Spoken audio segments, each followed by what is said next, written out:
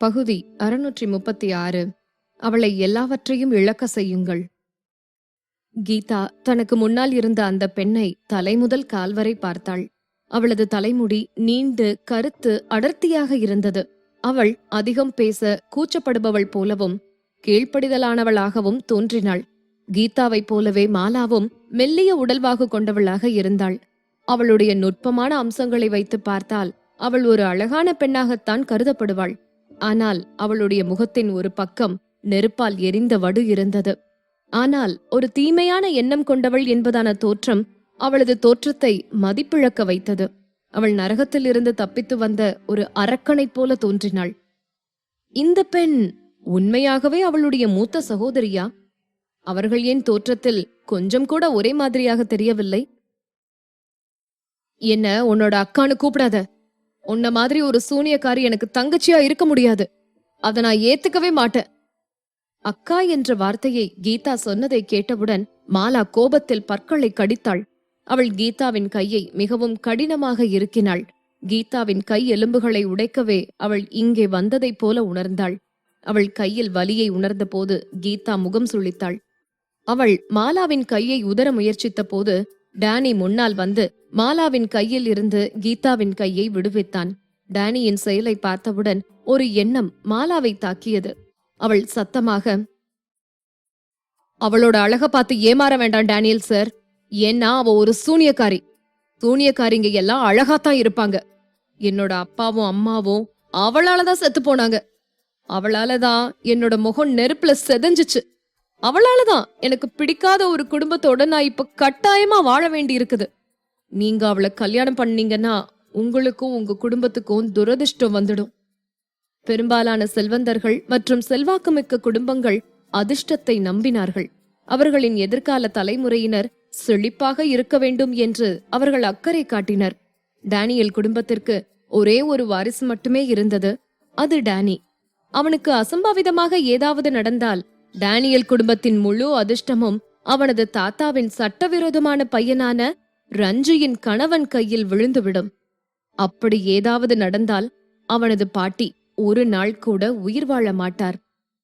Mala Daniel குடும்பத்தை நன்கு அறிந்திருப்பதாக தோன்றியது. எனவே அவள் சொன்ன ஒவ்வொரு வார்த்தையும் தலையில் ஆணியைப் போல தாக்கியது. ஒரு சூடான உருளைக்கிழங்கை போல டேனி அவளை கைவிடுவதையும் கீதா எல்லாவற்றையும் இழந்து ஒன்றுமில்லாமல் நிற்பதையும் பார்க்க அவளால் இதற்கு மேல் காத்திருக்க முடியாது என்பது போல இருந்தன அவளது வார்த்தைகள். கீதா தலையை உயர்த்தி மாலாவை பார்த்தபோது அவளது கண்கள் வெறுப்புடன் இருப்பதை காண முடிந்தது.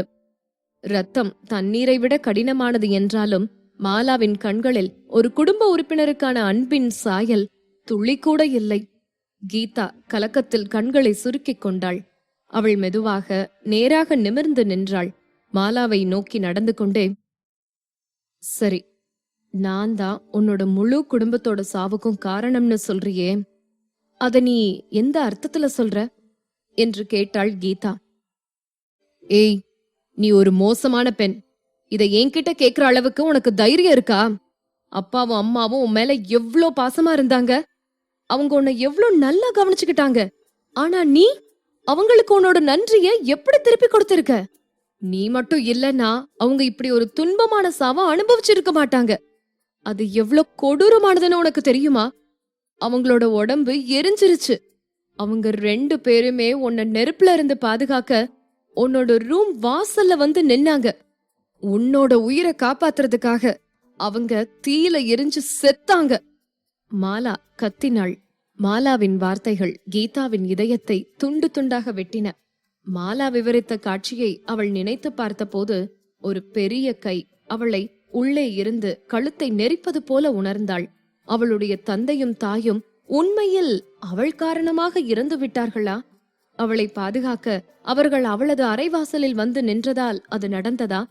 அதனால்தான் அவர்கள் தீயில் இறந்தார்களா? கீதா நடுங்கினாள். ஒரு மங்கலான படம் அவள் கண்களுக்குள் வந்து போனது. அவளுக்கு முன்னால் 2 பேர் நின்று கொண்டு வேகமாக அவளை தப்பித்து போகும்படி அவளை பார்த்து கத்தினார்கள். அவர்களுக்கு பின்னால் பயங்கரமாக எரிந்து கொண்டிருந்த நெருப்பு சுற்றுப்புறங்களை அழித்துக் கொண்டிருந்தது. மற்றும் கீதா ஓட விரும்பினாள். ஆனால் அவளால் வேகமாக ஓட முடியவில்லை. அவளது கால்கள் ஏதோ பாரத்தால் கட்டப்பட்டு இருப்பதைப் போல உணர்ந்தன. அவளுடைய உடல் முழுவதும் வலி இருந்தது. கடுமையான புகையால் அவளால் சரியாக சுவாசிக்க முடியாத நிலையில் அவளது தோலின் ஒவ்வொரு பிட்டிலும் கடுமையான வெப்பம் தாக்கியது. அவள் தனக்கு பக்கத்தில் இருந்த நபரின் கையை பிடிக்க முயன்றாள். ஆனால் அவர் அவளை முன்னோக்கி தள்ளிவிட்டு அவளால் முடிந்தவரை வேகமாக அங்கிருந்து வெளியேறச் சொல்லி அவளிடம் கெஞ்சினார். போ, இங்கிருந்து வேகமா வெளியே ஓடி போயிரு, அவர் கத்தினார். நீ ஒரு நல்ல வாழ்க்கைய வாழ்வேன்னு எங்களுக்கு சத்தியம் பண்ணு. எங்களுக்கு என்ன நடந்தாலும் பரவாயில்ல. நீ உன்னோட வாழ்க்கைய நல்லா வாழணும்.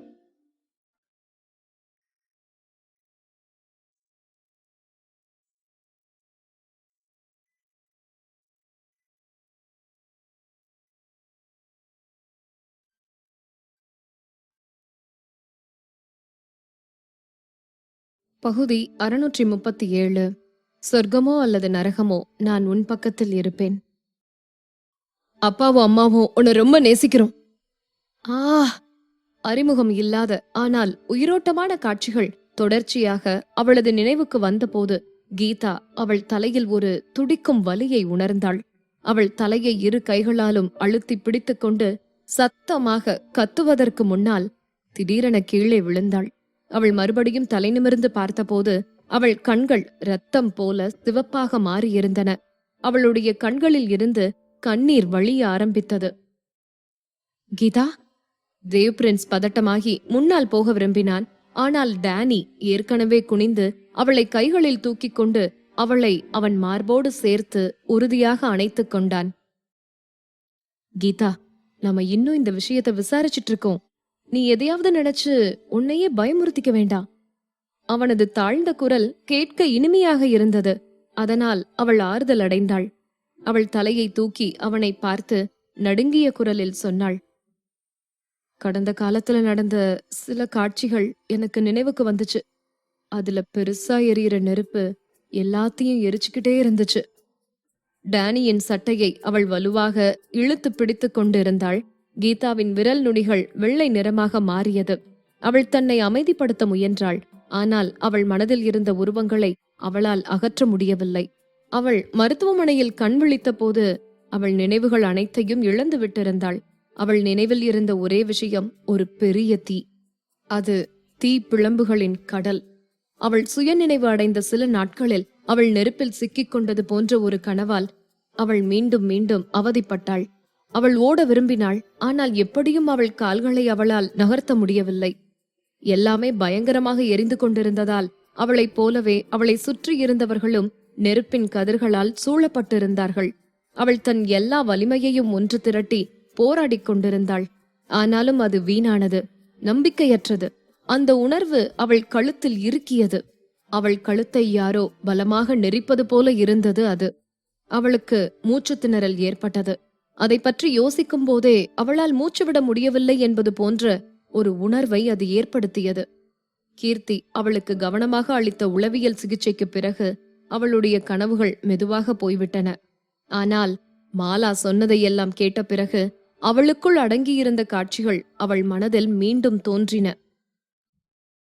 மாயா, உனக்கு கொஞ்சமாவது மனசாட்சின்னு ஒண்ணு இருந்தா என்னோட பெத்தவங்க சாவ நினைச்சு நீ ஒவ்வொரு நாளும் வருத்தப்படணும். இப்ப எங்க குடும்பம் உடைஞ்சு போய் ஒண்ணுமே இல்லாம போச்சு. ஆனால் நீ மட்டும் சந்தோஷமா வாழ உனக்கு என்ன உரிமை இருக்கு? நீ செத்து போய் நரகத்துக்கு போக வேண்டியவ. மாலா இன்னும் நிறுத்தாமல் கீதாவை சபித்தாள். அவளது உணர்ச்சிகள் கட்டுப்படுத்த முடியாததாகிவிட்டன. டேனியின் பாதுகாவலர்கள் அவளை கட்டுப்படுத்தி இருக்காவிட்டால் அவள் கீதாவை தாக்கியிருப்பாள். கீதாவின் முகம் வெளிரி இருப்பதைக் கண்ட மாலா பாதுகாவலர்களின் கட்டுப்பாட்டில் இருந்து விடுபட தொடர்ந்து முயன்று கொண்டே சத்தமாக குரல் எழுப்பத் தொடங்கினாள். அடுத்த நொடி மாலாவின் மீது ஒரு பனிக்கட்டி பார்வை விழுந்தது. டேனியின் கண்கள் அவளை முறைத்து பார்த்தது. அவனது புகை படிந்தது போன்ற அந்த வெளிப்பாடு அந்த சூழலை உடனடியாக உறைய வைத்தது. மாலா கூட அவனது கண்களில் இருந்த தோற்றத்தை பார்த்து திகைத்து போனாள். அவள் வாய் நடுங்கியது. ஆனால் அவள் அதற்கு மேலும் ஒரு வார்த்தை கூட சொல்ல துணியவில்லை. கீதா, நீ நரகத்துக்கே போனாலும் நான் உன்னோட வருவேன். டேனி சொல்லிக்கொண்டே இரு கைகளாலும் அவள் தோள்களை பிடித்து திருப்பி அவனை பார்க்க வைத்தான். முதலில் அவள் கண்களில் ஒரு பயத்தையும் இயலாமையையும் காண்பான் என்றுதான் அவன் நினைத்தான். ஆனால் வெளுத்துப் போன அந்த முகத்தில் கீதா அவளது அமைதியை இவ்வளவு சீக்கிரமாக மீண்டும் பெறுவாள் என்று அவன் எதிர்பார்க்கவில்லை. மாலா சொன்னதை கேட்டவுடன் அவள் திகைப்பில் இருந்து வெளியேறிவிட்டதாக தோன்றியது அவனுக்கு. தரையில் இருந்து மெதுவாக எழுந்து உறுதியான மற்றும் நிலையான அடிகளுடன் அவள் மாலாவை நோக்கி நடந்தாள். என்னோட அப்பாவும் அம்மாவும் என்னை காப்பாத்த முயற்சி பண்ணினப்ப செத்து போனதா நீ சொன்ன. சரி, அப்ப நீ எங்க இருந்த? கீதாவின் உணர்ச்சியற்ற பார்வையை பார்த்த மாலா அதிர்ச்சி அடைந்தாள். ஏய், உனக்கு என்ன கண்ணு தெரியலையா? நான் ஏற்கனவே தீயில முகம் செதஞ்சு போய் ஒரு பக்கமா கிடந்த.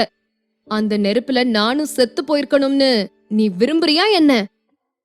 ஒருவேளை அப்படி நடந்திருந்தா உன்னோட அம்மா அப்பா சாவுக்கு நீதான் காரணம்னு இப்ப வெளியில சொல்ல யாரும் இருந்திருக்க மாட்டாங்கன்னு நினைக்கிறியா? மாயா, அம்மா அப்பாவுக்கு பதிலா நீ ஏன் செத்து போகல? நீ ஒரு சூனியக்காரி. நீ செத்துருக்கணும். இல்லனா போலீஸ் உன்னை கைது பண்ணி சிறையில அடைச்சிருக்கணும். நீ செஞ்சதை நினைச்சு நீ உன்னோட வாழ்நாள் முழுக்க வேதனைப்படணும்.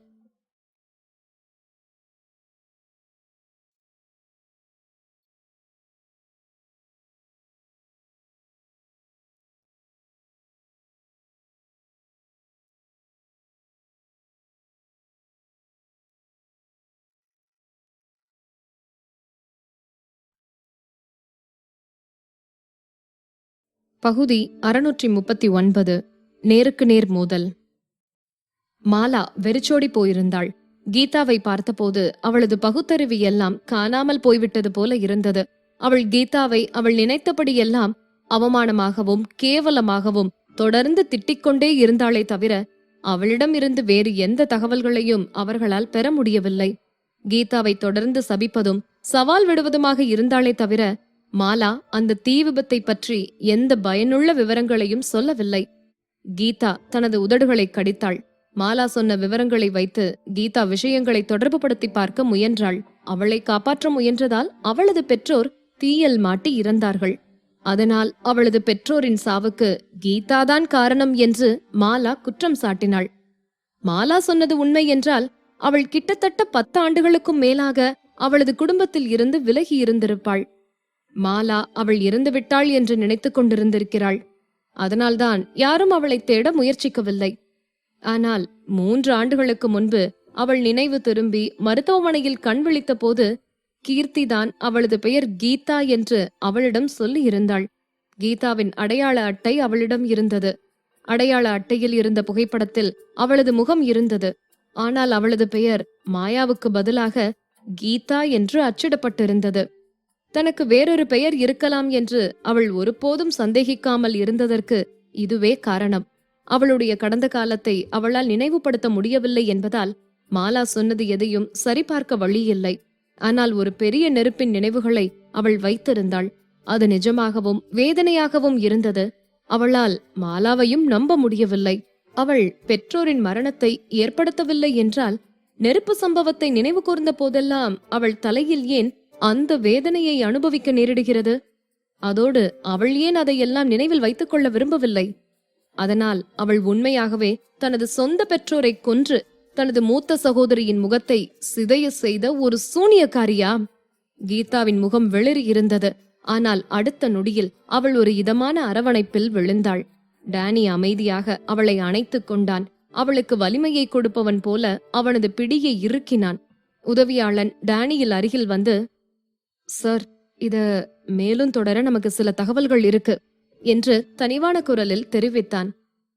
10 ஆண்டுகளுக்கு முன்பு கீதாவின் அம்மாவும் அப்பாவும் தீ விபத்தில் இறந்த பிறகு அவர்களின் மூத்த மகள் மாலா உறவினர் ஒருவரால தத்தெடுக்கப்பட்டு இங்கிருந்து வெளியேறினாள்.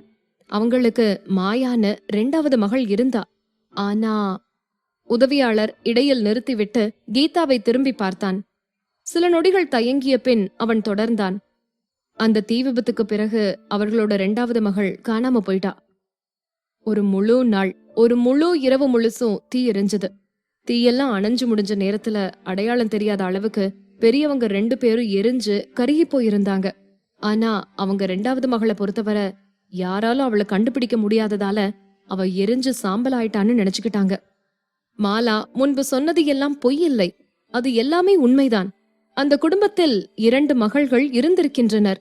10 ஆண்டுகளுக்கு முன்பு நடந்த அந்த தீ விபத்திற்கு பிறகு அவர்களின் 2வது மகள் மாயா மறைந்து விட்டாள்.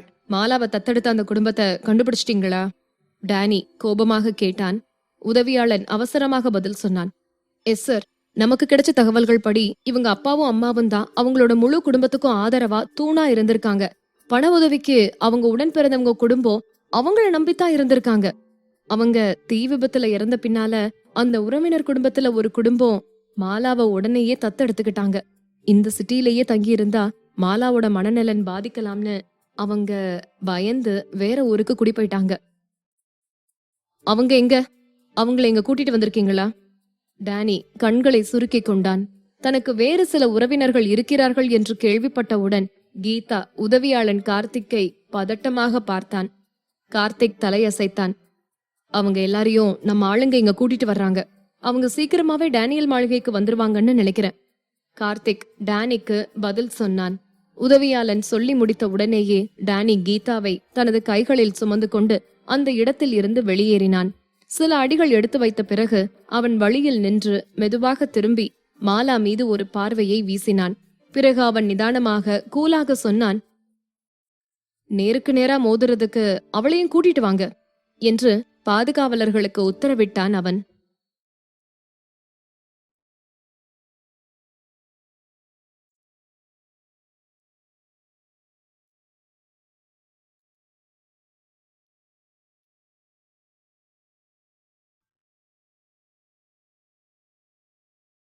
பகுதி 638. கற்பனைக்கு அப்பாற்பட்ட அவளது உறுதி. மாலா பாதுகாவலர்களை தள்ளிவிட்டுவிட்டு முன்னால் போக விரும்பினாள்.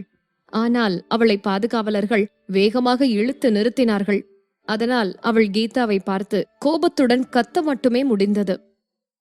மேலும் மாலாவின் வெறிப்பிடித்த தன்மையோடு ஒப்பிடும்போது கீதா அவளது உணர்ச்சிகளின் கட்டுப்பாட்டை இழப்பதை தவிர்த்து விரைவாகவே ஒரு அமைதி நிலைக்கு வந்தாள். ஆனாலும் மாலாவின் சாபங்களை கேட்டு அவள் முகம் வெளிறியது. அவள் கைகள் கோபத்தில் இறுகின. ஆனால் அவள் பலவீனத்தின் எந்த அறிகுறியையும் வெளியில் காட்டவில்லை. அதனால் அவள் தொடர்ந்து மாலாவின் முன்னால் நின்று நிதானமாக கேள்விகளை கேட்டுக்கொண்டே இருந்தாள். நீ அந்த வெப்சைட்ல பேசுறப்ப நான் அப்பா அம்மாவோட சண்டை போட்டேன்னு குறிப்பிட்டு சொல்லியிருக்க. அதோட நான் அவங்க சொல்றத கேட்டு அவங்களுக்கு கீழ்ப்படிந்து நடந்துக்காம நான் என்னோட ரூமுக்கு போய் அங்க இருக்கிற பொருட்களை எரிக்க ஆரம்பிச்சேன். அதனால வீடு தீப்பிடிச்சு என்னோட சொந்த குடும்ப உறுப்பினர்கள் சாவுக்கு வழிவகுத்துச்சு. இதுதானே நீ சொன்னது? சரி, இப்ப நான் தெரிஞ்சுக்க விரும்புறது என்னன்னா, நான் ஏன் என்னோட அப்பா அம்மா கிட்ட சண்டை போட்டேன்? கீதாவின் கேள்வியால் திடுக்கிட்டாள் மாலா. அவள் முகம் சிறிது நேரத்தில் மாறியது. பிறகு அவள் பற்களை கடித்தாள். நீ சின்னவளா இருந்ததால நீ ஒரு மோசமான பிடிவாதமான மனநிலையில இருந்த. நீ என்ன நினைக்கிறையோ அதையே செய்யணும்னு விரும்புவ. நீ விரும்பினது கிடைக்க நீ எதையும் செய்வ. நீ தினம் அம்மாவையும் அப்பாவையும் கோபப்படுத்துவ. நான் உன்னை கண்டிச்சா நீ வருத்தப்பட்டு மூஞ்சிய தூக்கி வச்சுக்கிட்டு உட்காருவ. முற்றத்துல இருக்கிற வேலி வழியா யாருக்கும் தெரியாம வெளியில போவ. ஒரு நாள் முழுசும் கூட வெளியவே இருப்ப. நீ அவ்வளவு மோசமான ஒரு பொண்ணு. எனக்கு அதெல்லாம் நினைவுல இல்ல. கீதா அவளுக்கு நேரடியாக பதிலளித்தாள். அவள் தேவ் பிரின்ஸை நோக்கி திரும்பினாள். மாலா சொன்னது உண்மையா என்று அவளால் வேறுபடுத்தி பார்க்க முடியவில்லை. ஆனால் தேவ் பிரின்ஸுக்கு தெரிந்திருக்க வேண்டும். மாலா இங்கே வந்ததில் இருந்து தேவ் பிரின்ஸ் எதுவும் பேசவில்லை. அதனால் அவன் என்ன நினைக்கிறான் என்பது தெளிவாக தெரியவில்லை. அவன் மாலாவை பார்த்தபோது அவனது பார்வை கொஞ்சம் வித்தியாசமாக இருந்தது. ஆமாமா, நிச்சயமா உனக்கு நினைவு இருக்காதுதான். ஏன்னா நீ பல மோசமான வேலைகளை எல்லாம் செஞ்சிருக்க. அது எல்லாத்தையும் உன்னால நினைவு வச்சுக்க முடியுமா என்ன? மாலா தலையை உயர்த்தி கீதாவை பார்த்தபோது அவளது சிதைந்த அருவருப்பான முகத்தின் பக்கம் வெளியே தெரிந்தது. அவள் தொடர்ந்தாள். மாயா, உனக்கு பதிலா நீ செஞ்ச ஒவ்வொன்னையும் நான் மறக்காம ஞாபகம் வச்சிருக்கேன். அதையெல்லாம் நான் எப்பவும் மறக்கவும் முடியாது. நான் உயிரோட இருக்கிற வரைக்கும் உன்னோட தவறுகளுக்காக உன்னை வருத்தப்பட வைப்பேன். நீ எனக்கு பதில் சொல்லாம என்கிட்ட இருந்து தப்பிக்கவே முடியாது. மாலா தலையை தாழ்த்தி அவளை பிடித்திருந்த பாதுகாவலனின் கையை கடித்தாள். பாதுகாவலன் அவனது பிடியை விடுவித்தவுடன் அவள் கீதாவை நோக்கி பாய்ந்தாள். அவள் கீதாவின் கையை பிடிக்க போன போது கீதா அவளது உடலை சாய்த்து மாலாவின் மணிக்கட்டை பிடித்து அவளது கையை முறுக்கி அவளுக்கு பின்னால் முதுகில் வைத்து அழுத்தினாள். மாலா இன்னும் முரட்டுத்தனத்தை கைவிடாமல் அவளை உதைக்க முயற்சிப்பதைக் கண்ட கீதா அவளது காலை தூக்கி மாலாவின் முழங்காலில் உதைத்து அவளை ஒரு முழங்காலில் கீழே விழ வைத்தாள். அதன் பிறகு கீதா அவளுக்கு நேராக மண்டியிட்டு மாலாவின் கண்களை நேருக்கு நேராக பார்த்தாள். இங்க பாரு, நீ சொன்னது எதுவுமே எனக்கு ஞாபகம் இல்ல. இந்த மாளிகையில 10 வருஷத்துக்கு முன்னால தீ விபத்து ஏற்பட்டுச்சு. அதுல உன்னோட முகம் சிதைஞ்சு போச்சு. ஆனா என்ன பத்தி சொல்லு. அப்ப நான் எங்க இருந்தேன்? இதைத்தான் கீதாவால் கண்டுபிடிக்க முடியவில்லை. 3 ஆண்டுகளுக்கு முன்பு அவள் காயமடைந்த நிலையில் கீர்த்தியால் அவள் வேலை செய்த மருத்துவமனைக்கு அருகில் கண்டுபிடிக்கப்பட்டாள். ஆனால் இந்த மாளிகையில் தீப்பிடித்து ஏற்கனவே 10 ஆண்டுகள் ஆகியிருந்தன. அந்த நேரத்தில் அவள் ஒரு சின்ன பெண். குடும்பத்தில் இவ்வளவு பெரிய நிகழ்வு நடந்தபோது அவள் மட்டும் எங்கே போயிருக்க முடியும்? மாலா கீதாவை மிகவும் வெறுத்தாள். ஆனால் அவள் ஏன் கீதாவை பழிவாங்கவில்லை? அதற்கு பதிலாக மாலா 10 ஆண்டுகளாக காத்திருந்தாள். கீதா டேனியுடன் நிச்சயதார்த்தம் செய்ய இருந்த போது திடீரென்று ஏன் வந்தாள்? அது ஏன்னு உன்னை நீயேதான் கேட்டுக்கணும். மாலா எழுந்து நிற்க விரும்பினாள். ஆனால் கீதா அவளை கட்டுப்படுத்தினாள். அவளால் கீதாவை முறைத்து பார்க்க மட்டுமே முடிந்தது. உன்னை காப்பாத்த போய்தான் அப்பாவும் அம்மாவும் தீயில மாட்டி செத்தாங்க. ஆனா நீ ஒரு தடயமும் இல்லாம மாயமா மறைஞ்சு போயிட்ட. அவங்களோட இறுதி சடங்குல கூட நீ கலந்துக்கல. நீ 10 வருஷமா காணாம போயிட்ட. நீ செத்து போயிட்டேன்னு தான் எல்லாரும் நினைச்சோம். நீ நெருப்புல மாட்டி சாகலன்னா அம்மா அப்பாவை கொன்னதுக்காக நீ வெட்கப்பட்டே செத்து போயிருப்பேன்னு நான் நினைச்சேன்.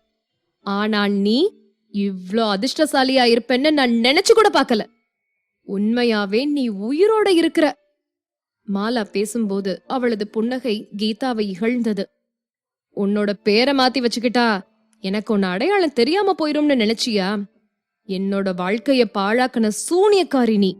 நீ சாம்பலா மாறினாலும் நான் உன்னை கண்டுபிடிப்பேன். மாலா இன்னும் கோபம் குறையாமல் பேசினாள்.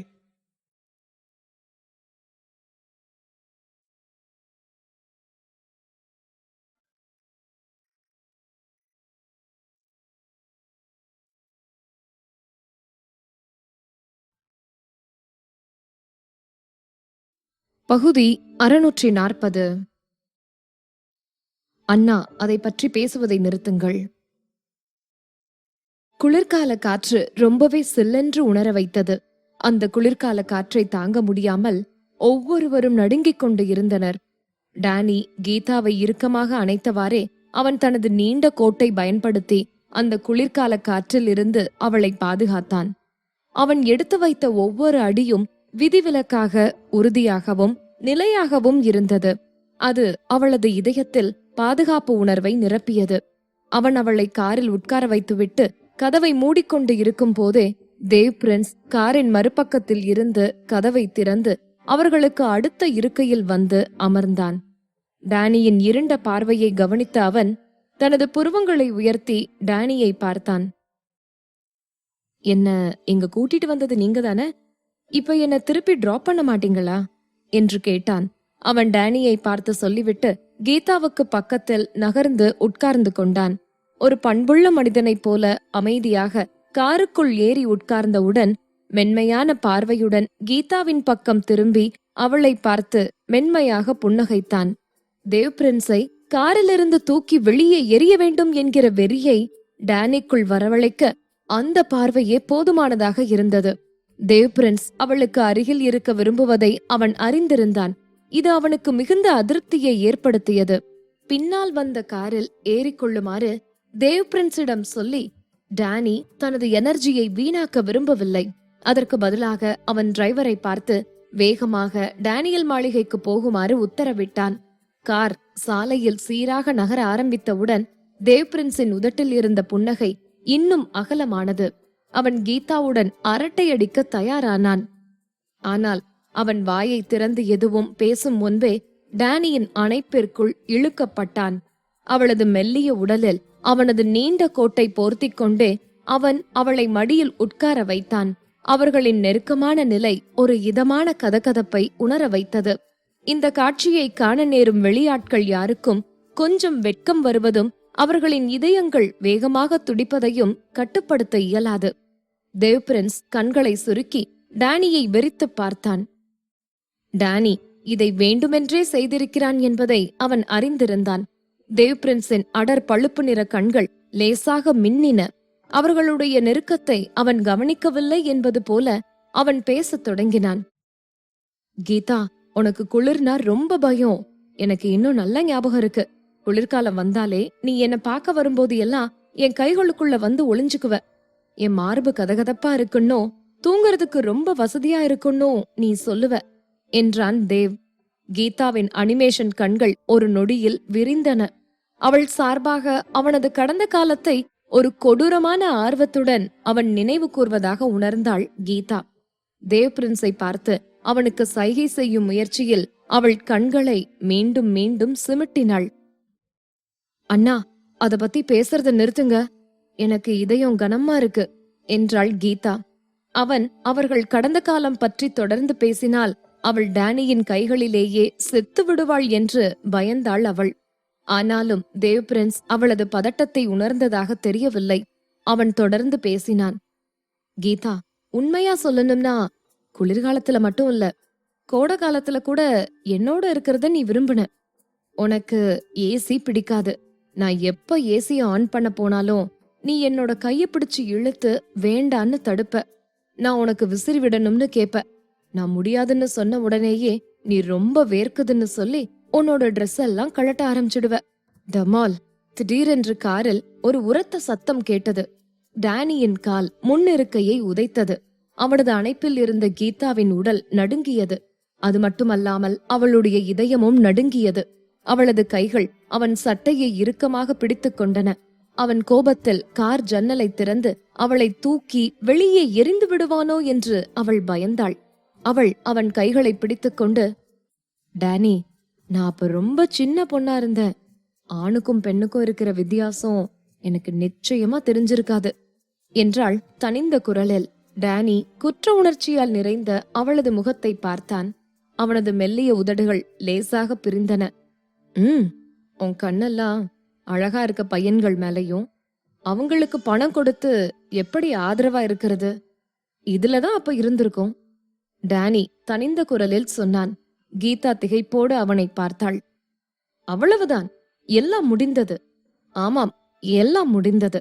அவளுடைய தெய்வ உருவம் இனிமேல் எப்போதும் இல்லாமல் போகும் அளவிற்கு டேமேஜ் ஆகிவிட்டது. அவள் மேல் இவ்வளவு காதலாக இருக்கும் இந்த பனிப்பாறையை கூட அவளால் சரியாக சமாளிக்க முடியாத போது அவள் எப்படி மற்ற அழகான பையன்களை ஈர்க்க முடியும்? கீதா தேவ் பிரின்ஸை திரும்பி பார்த்தாள். அவன் இன்னும் ஏதோ பேச எண்ணி இருப்பதை பார்த்த அவள் உடனே நேராக எழுந்து அவளது கையால் அவனது வாயை மூடினாள். தேவ் பிரின்ஸ், உங்களுக்கு இன்னும் ஏதாச்சும் சொல்லணும்னா நம்ம அத பத்தி இன்னொரு நாள் பேசலாம். ப்ளீஸ், நாம இத பத்தி இன்னொரு நாள் பேசலாம். கீதா சொல்லி முடிக்கும் போதே தேவ் பிரின்ஸ் சிரிப்பதை பார்த்தாள் அவள். அவன் வாயை மூடியிருந்த அவளது கையை விலக்க அவன் அவசரப்படவில்லை. மாறாக அவன் மென்மையாக சிரித்துக் கொண்டிருந்தான். அவனது விழிகள் அவளை கடந்து அவளுக்கு பின்னால் இருந்த டானியை பார்த்தன.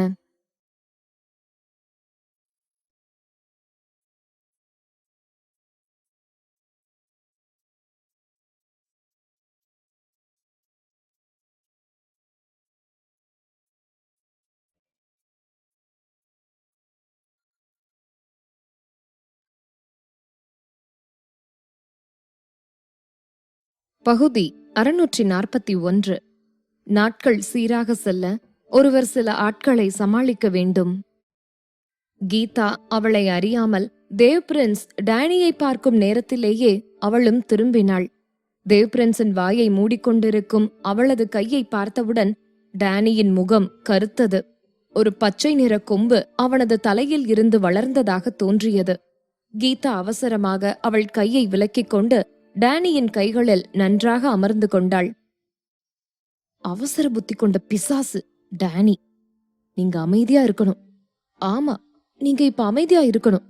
நீங்க மட்டும் கோபத்துல என்ன கார்ல இருந்து தூக்கி எறிஞ்சிட்டீங்கன்னா உங்களுக்கு ஒரு வருங்கால மனைவி இருக்க மாட்டா. கீதா மனதிற்குள் நினைத்துக் கொண்டாள். தேவ் பிரின்ஸை பார்த்த டேனியின் பார்வை குளிர்ச்சியானது. டேனி எதுவும் சொல்வதற்கு முன்பு தேவ் பிரின்ஸ் கீதாவை பார்த்தான். அவன் சிரித்துக்கொண்டே சொன்னான், மாயா, நான் உன்னை இப்படி பாக்குறப்ப நீ சின்ன வயசுல எப்படிப்பட்டவளா இருந்தேன்னு உனக்கு ஞாபகப்படுத்துறேன். அப்பவும் என்ன அமைதியாயிரு அமைதியாயிருன்னு சொல்லிக்கிட்டே இருப்ப. நான் உன்னை என் மனசுல இருந்து தூக்கி எறிஞ்சிட்டேன்னா எனக்கு என்னோட குழந்தை பருவ காதலி இருக்க மாட்டா என்றான் தேவ். குழந்தை பருவ காதலி என்ற வார்த்தைகளை கேட்டவுடன் டேனியின் முகம் இன்னும் இறுக்கமானது. இது முதல்ல யாரு வரீங்களோ அவங்களுக்கே இந்த பொருள் கிடைக்கும் என்பது போல அர்த்தமாகுமா? ஆம், அவன் அப்படி ஒரு அர்த்தத்தில்தான் பேச வேண்டும் என்பதாக டேனி நினைத்தான். தேவ் பிரின்ஸ் அவனை விட 10 ஆண்டுகள் முன்னதாக கீதாவின் வாழ்வில் இருந்தான். அது அவளது வாழ்க்கையில் சின்ன பெண்ணாக அப்பாவியாக இருந்த பருவமாக இருந்தது. தேவ் பிரின்ஸ் அவளுக்கு பியானோ வாசிக்க மட்டுமல்லாமல் தற்காப்பு திறன்களையும் கற்றுக் கொடுத்திருக்கிறான். அவன் வணிக மேலாண்மை பற்றியும் அவளுக்கு கற்றுக் கொடுத்தான். மேலும் தொழில்துறை சார்ந்த விஷயங்களையும் சொல்லிக் கொடுத்தான். அவள் அவன் கையை பிடித்துக்கொண்டு அவன் பியானோ வாசிப்பதை கேட்க அவன் பால்கனியில் படுத்திருக்கிறாள். அவன் படுக்கையில் கூட அவள் தூங்கினாள். அவர்களுக்கு இடையில் நிறைய இருந்தது. ஆனால் எல்லாவற்றையும் விவரிக்க முடியவில்லை. அவர்களின் அழகான நினைவுகள் குறித்து வருத்தப்பட அவனுக்கு உரிமை இல்லை.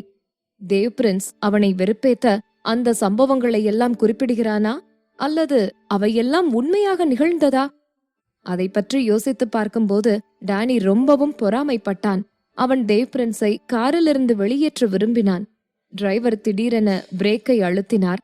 அந்த வேகத்தில் அவர்கள் 3 பேரும் முன்னால் சாய்ந்தனர். டேனி உள்ளுணர்வோடு ஒரு கையால் கீதாவை கட்டிப்பிடித்தான்.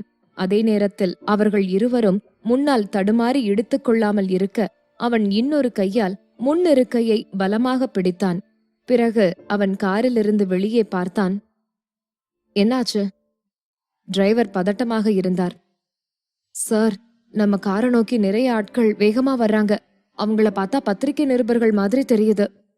டிரைவர் சொன்னதை கேட்டு டேனியின் கண்கள் குறுகின. அவன் தலையை உயர்த்திய போது உண்மையாகவே பல நிருபர்கள் காரை சூழ்ந்து கொண்டிருப்பதை கண்டான். அந்த தெரு முழுக்க பத்திரிகை நிறுவன கார்களால் நிரம்பி இருந்தது. நிருபர்களின் கும்பல் மைக்ரோபோன்களை கையில் பிடித்துக் கொண்டிருந்தது. அவர்களுக்கு பின்னால் கேமராமேன்கள் கையில் கேமராக்களோடு வேகமாக காரை சூழ்ந்தனர். அவர்களுக்கு பின்னால் வந்த காரில் இருந்த பாதுகாவலர்கள் செயல்படுவதற்கு முன்பே நிருபர்கள் முன்னால் இருந்த டேனியின் காரின் முன்புறம் விரைந்தனர். அவர்களின் கேமராக்களை தலைக்கு மேலே பிடித்துக்கொண்டு புகைப்படங்களை எடுத்துக்கொண்டே இருந்தார்கள். அங்கே நிலைமை குழப்பமாக மாறியது. கார் ஒரு அங்குலம் கூட நகர முடியவில்லை. நாம கீதாவோட பழைய வீட்டுக்கு வந்தத நிருபருங்க எப்படி கண்டுபிடிச்சாங்க என்று தேவ் பிரின்ஸ் கேட்டான். இதை கேட்ட டேனியின் கண்கள் இன்னும் குறுகியது. அவன் கண்களில் இருந்த தோற்றம் குளிர்ச்சியாக மாறியது. சந்தேகத்திற்கு இடமின்றி இந்த பிரச்சனையின் பின்னால் இருக்கும் மிக பெரிய ஒரு நபர் அவர்களுக்கு பின்னால் இருக்கும் காரில் அமர்ந்திருப்பவள்தான். மாலா ஊடகங்களில் ஏற்கனவே ஒரு வீடியோவை ஒளிபரப்பியவள். அவள் இயல்பாக நிருபர்களை தூண்டிவிட்டிருக்கிறாள். அதனால்தான் அவர்கள் இங்கே வந்திருக்கிறார்கள். அவளுடைய பலவீனமான உருவத்தை அவளுக்கு சாதகமாக பயன்படுத்துவதில் அவள் மிகவும் கெட்டிக்காரியாக இருந்தாள். சார், வெளியில நிருபர்கள் நிறைய பேர் இருக்காங்க. இந்த தெருவும் குறுகலா இருக்கு. டிரைவர் பதட்டமாக சொன்னார். அவர் பேசிக் கொண்டிருக்கும் போதே அவர்களுக்கு பின்னால் வந்த பாதுகாவலர்கள் நிருபர்களை ஒதுக்கி விடுவதற்காக காரில் இருந்து இறங்கி டேனியின் காரை நோக்கி ஓடி வந்தனர். இது அவரோட தனிப்பட்ட நேரம். இப்ப சார் உங்ககிட்ட எதுவும் பேச மாட்டாரு. உங்க கேள்விகளுக்கு எல்லாம் பதில் சொல்ல அவருக்கு இப்ப நேரம் இல்ல. எல்லாரும் கொஞ்சம் பின்னால வாங்க. கருப்பு சீருடை அணிந்திருந்த பாதுகாவலர்கள் வேகமாக வந்து டேனியின் காருக்கு முன்னால் வரிசையாக நின்று கொண்டு நிருபர்களை 1 மீட்டர் தொலைவில் தள்ளி நிற்க வைத்தனர். நிருபர்கள் எதுவும் பேசுவதற்கு முன்பு காரின் ஜன்னல் கீழே இறங்குவதை அவர்கள் கவனித்தார்கள்.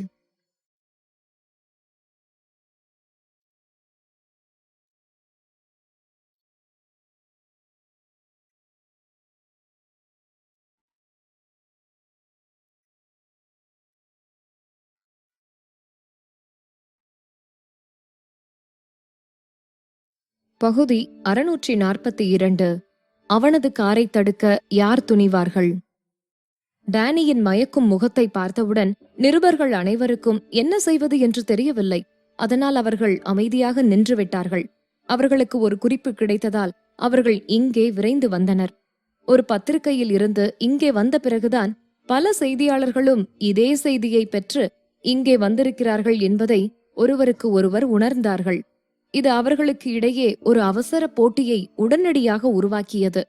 எல்லோரும் தாங்களே முதலில் புதிய தகவல்களை பெறவும் தன் தலைப்புச் செய்திகளை உருவாக்கவும் விரும்பினர். அவர்கள் அதில் சிக்கிக் கொண்டனர். டேனியின் மர்மமான வருங்கால மனைவியை தவிர டேனியும் காரில் இருப்பான் என்பதை அவர்கள் மறந்துவிட்டார்கள். அந்த சிட்டியை பொறுத்தவரை தொழில் உலகில் உறைபனி போல இருக்கும் டேனியின் பெயரை குறிப்பிடுவது ஒவ்வொரு நபரின் இதயத்திலும் அச்சத்தை தூண்டியது. உண்மையில் அவனது காரை தடுக்க யார் துணிவார்கள்? அந்த நேரம் பார்த்து கார் ஜன்னல் கீழே இறங்கி அவனது முகத்தை வெளிப்படுத்தியது. அந்த நொடியில் நிருபர்களின் இதயங்கள் நின்றுவிட்டன. முன்னோக்கி சென்று கேள்விகள் கேட்கவும் புகைப்படம் எடுக்கவும் நினைத்தவர்கள் கூட இப்போது தடுமாறி பின்னால் நகர்ந்து அவனுக்கு மரியாதையோடு வணக்கம் சொன்னார்கள். டேனியின் கைகளில் அமர்ந்திருந்த கீதா வெளியில் சலசலப்பை கேட்டவுடன் வெளியே பார்க்க முயன்றாள். ஆனால் டேனி அவள் முகம் வெளியே தெரியாதபடி அவள் தலையை கீழே அழுத்தினான். டேனிக்கு வணக்கம் சொன்ன பிறகுதான் தேவ் பிரின்ஸும் காரில் இருப்பதை நிருபர்கள் கவனித்தனர். உடனே அனைவரின் முகமும் மாறியது. டேனியும் தேவ் பிரின்ஸும் தொழில் போட்டியாளர்கள் இல்லையா? அவர்கள் ஒன்றாக சேர்ந்து பயணிக்கவில்லை என்றால் அவர்கள் எப்படி ஒரே காரில் இருக்க முடியும்? டேனியின் உறைபனிக்குளிர் வெளிப்பாட்டுடன் ஒப்பிடும் போது தேவ் பிரின்ஸ் நிருபர்களை பார்த்து நட்பாக கையசைத்து ஹாய் சொன்னான். அவனது இதமான நல்ல மனநிலை புதிய காற்றை சுவாசிப்பது போல இருந்தது. தேவ் பிரின்ஸ் சார், அவனுக்கும் மரியாதையோடு வணக்கம் சொல்லிவிட்டு பிறகு நிருபர்கள் சாந்தமாக பின்வாங்கினர். ஆனாலும் ஒரு சில நிருபர்கள் டேனிக்கு நெருக்கமாக இருந்த ஒரு பெண்ணை கண்டு ஆச்சரியப்பட்டார்கள். பெண்களிடமிருந்து விலகி இருப்பவன் என்று டேனி எல்லோராலும் நன்கு அறியப்பட்டவன். அவன் அரவணைத்துக் கொண்டிருக்கும் ஒரே பெண் இவ்வளவு வதந்திகளில் அடிபடும் அவனது வருங்கால மனைவியாக இருக்க வேண்டும். உடனே சுற்றிலும் கேமரா ஷட்டர் ஏறி கேமரா ஒளிரும் சத்தத்தால் நிரம்பியது. இரத்தத்தின் வாசனையால் ஈர்க்கப்பட்ட கொசுக்களைப் போலவே நிருபர்கள் கீதாவை நோக்கி திரண்டனர். அவர்களால் அவள் முகத்தை புகைப்படம் எடுக்கவோ அல்லது அவளிடமிருந்து சில தகவல்களை தோண்டவோ முடியும் என்றால் அது அவர்களுக்கு ஒரு பெரிய வாய்ப்பாக இருக்கும் என்பதை நிருபர்களால் உணர முடிந்தது. ஆனால் பிரச்சனை என்னவென்றால் அவளோடு நெருக்கமாக இருக்கும் நபர் டேனியல். அந்த சிட்டியில் டேனியல் கார்ப்பரேஷனின் நிலை சந்தேகத்திற்கு அப்பாற்பட்டது. அவர்கள் யாருக்கும் எந்த விளக்கமும் கொடுக்க தேவையில்லை. அவர்கள் டேனியை புண்படுத்தினால் அவர்கள் எந்த ஒரு செய்தி கட்டுரைகளையும் வெளியிடுவதற்கு முன்பே அவர்கள் நிச்சயமாக சூடான தண்ணீரில் நிற்க வேண்டி வரும். நிருபர்களின் கும்பல் ஒருவரையொருவர் சங்கடமாக பார்த்தது. தங்களுக்குள் இருந்த பயத்தை உணர்ந்தது. ஒன்றாக பின்வாங்கியது. அவர்கள் தங்கள் கார்களுக்கு திரும்பி போன போது அவர்களுக்கு பின்னால் இருந்த காரில் இருந்து திடீரென ஒரு உரத்த சத்தம் எழுந்தது. பிறகு கார் கதவு திறக்கப்பட்டது. மாலா தன்னை தடுத்து வைத்திருந்த பாதுகாவலரை தள்ளிவிட்டு பின் இருக்கையில் இருந்து வெளியே குதித்தாள். அவள் செய்தியாளர்களை பார்த்தவுடன் கீதாவின் காரை நோக்கி ஓடி வந்து இரு கைகளாலும் கார் கதவை பிடித்தாள். மாயா, கடந்த காலத்துல நீ செஞ்ச காரியத்தை உன்னால எதிர்கொள்ள முடியலையா? என்ன நேருக்கு நேர் எதிர்கொள்ள விரும்புறதா நீ சொன்னல்ல? கார்ல இருந்து இறங்கி வந்து இங்க இருக்கிற நிருபர்களுக்கும் முன்னால வந்து சொல்லு. எங்க குடும்பத்தை நீ எப்படி அழிச்ச, என்ன எப்படி சிதைச்சேன்னு எல்லாரும் தெரிஞ்சுக்கிட்டும். மாயா வெளியே ஓடி வந்த போது டேனியின் கார் கதவு லாக் செய்யப்பட்டு இருந்ததால் அவளால் அதை திறக்க முடியவில்லை. ஆனாலும் கார் ஜன்னல் இன்னும் கீழே இறங்கியது அப்படியே இருந்தது. டேனி கார் ஜன்னலை மூட முயற்சிப்பதை பார்த்து மாலா வேகமாக தனது கையை இடைவெளியில் நுழைத்தாள். ஜன்னலை மூடுவதற்கு அவர் அதற்கு மேலும் முயற்சி செய்தால் அவன் முதலில் அவள் கையை இரண்டாக உடைக்க வேண்டும். மாயா, நீ ஒரு சூனியக்காரி! மாலாவின் பரிதாபகரமான அழுகையை கேட்டவுடன் நிருபர்கள் உடனடியாக திரும்பி ஒரு கணத்தில் முன்னோக்கி ஓடி வந்து போட்டோக்கள் எடுக்க தங்கள் கேமராக்களை உயர்த்தி பிடித்தனர். பனிக்கட்டி டேனியிடம் கேள்விகள் கேட்க அவர்கள் துணியவில்லை என்றாலும் தங்கள் கையில் இருந்த மைக்ரோபோன்களை கீதாவை நோக்கி நீட்டி அவளிடம் கூர்மையான கேள்விகளை கேட்டார்கள்.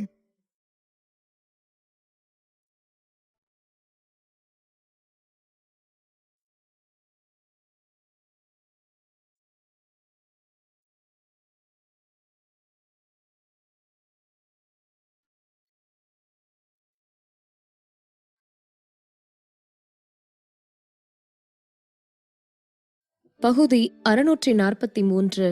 தேவ் பிரின்ஸின் வழிமுறை. மாயா, தலைநிமிர்ந்து பார்க்க உங்களுக்கு துணிச்சல் இல்லையா? உங்க சகோதரிய முகத்தை பார்க்க நீங்க வெக்கப்படுறீங்களா? நீங்க உங்க அம்மா அப்பாவோட சாவுக்கு காரணமா இருந்திருக்கீங்க. உங்க சொந்த சகோதரி முகம் இப்படி சிதைய காரணமா இருந்திருக்கீங்க. உங்களுக்கு இது குற்ற உணர்வா இல்லையா? இதுக்கெல்லாம் பிராயச்சித்தம் செய்யணும்னு நீங்க எப்பவாச்சும் யோசிச்சிருக்கீங்களா? நீங்க டேனியல் குடும்பத்துல திருமணம் செஞ்சுக்கிட்டு டேனியல் குடும்பத்தோட சின்ன எஜமானியா மாற போறீங்கன்னு நாங்க கேள்விப்பட்டோம். டேனியல் சார் உங்களோட கடந்த காலத்தை கவனிப்பாருன்னு நீங்க கவலைப்படுறீங்களா? அதனாலதான் உங்க சொந்த அக்கான்னு மாலாவை ஒத்துக்க உங்களுக்கு தைரியம் வரலையா? நீங்க ஒரு தீய சக்தி உள்ள ஒரு பொண்ணுன்னு மாலா சொல்றாங்க. உங்களோட இருக்கிற யாரா இருந்தாலும் உங்களோட அந்த தீய சக்தியால பாதிக்கப்படுவாங்க. அவங்களோட குடும்பம் எல்லாம் அழிஞ்சிரும்னு சொல்றாங்க. அப்படின்னா டேனியல் சாரை விட்டு விலகணும்னு நீங்க யோசிக்கலையா? இணையத்துல உங்க தொடர்பா வந்த கருத்துக்களுக்கு எல்லாம் உங்களால பதில் சொல்ல முடியுமா? நிருபர்களின் கும்பல் ஒருவரை ஒருவர் முண்டியடித்துக் கொண்டு முன்னால் வந்து கேள்விகளை கேட்டது. மைக்ரோபோன்கள் கிட்டத்தட்ட காருக்குள் நீட்டப்பட்டன. ஆனாலும் டேனியின் இருண்ட பார்வையை சந்தித்து போன்கள் விரைவாக பின்வாங்கின. ஆனால் அவர்களின் பார்வைகள் டேனியின் அரவணைப்பில் இருந்த கீதாவை விட்டு கொஞ்சம் கூட விலகவே இல்லை. அவள் தலையை உயர்த்துவதற்காக அவர்கள் காத்திருந்தார்கள். அவள் முகம் வெளிப்பட்டால்தான் அவர்களுக்கு இன்றைய தலைப்புச் செய்திகள் சுவாரஸ்யமாக இருக்கும். கீதா தலையை உயர்த்துவதற்கு முன்பே மாலா தள்ளிவிட்டு வந்த பாதுகாவலர் ஏற்கனவே வந்து அவளை இழுத்துச் செல்ல தயாராக இருந்தார். நீங்க என்ன விட்டுருங்க, என் மேல கை வைக்க உங்க யாருக்கும் அனுமதி இல்ல. நிருபர்களை பார்த்து கொண்டே மாலா முரட்டுத்தனமாக பாதுகாவலரை உதைக்க ஆரம்பித்தாள். பொதுமக்களிடம் இருந்து வந்த பெரும்பாலான கருத்துக்கள் பாதிக்கப்பட்ட பெண்ணுக்கு ஆதரவானவை. டேனியின் பாதுகாவலர் இவ்வளவு பேருக்கு முன்னால் அவள் மேல் கை வைத்தால் பாதிக்கப்பட்டவருக்கு இன்னும் வலு சேர்ப்பதான வாய்ப்பாக அது இருக்கலாம். மாயா அவளது பெற்றோருக்கு மரணத்தை ஏற்படுத்திய பிறகு அவளால் முகம் சிதைந்து நிற்கும் சகோதரியிடம் தொடர்ந்து எப்படி நடந்து கொள்கிறாள் என்பதை பொதுமக்கள் நேரில் பார்க்க நேரும். இந்த நிலையில் டேனியல் கார்ப்பரேஷன் எவ்வளவு சக்தி வாய்ந்ததாக இருந்தாலும் அவர்களால் அவளுடைய முகத்தை மறைத்து வைக்க முடியாது. ஒரு பைத்தியக்காரியை போல மாலா அவளது கைகளால் கார் ஜன்னலில் ஓங்கி குத்தினாள். பாதுகாவலரால் அந்த நொடியில் அவளை பின்னால் இழுக்க முடியவில்லை. அவளிடம் முரட்டுத்தனமாக நடந்து கொள்ள அவருக்கு துணிச்சல் வரவில்லை.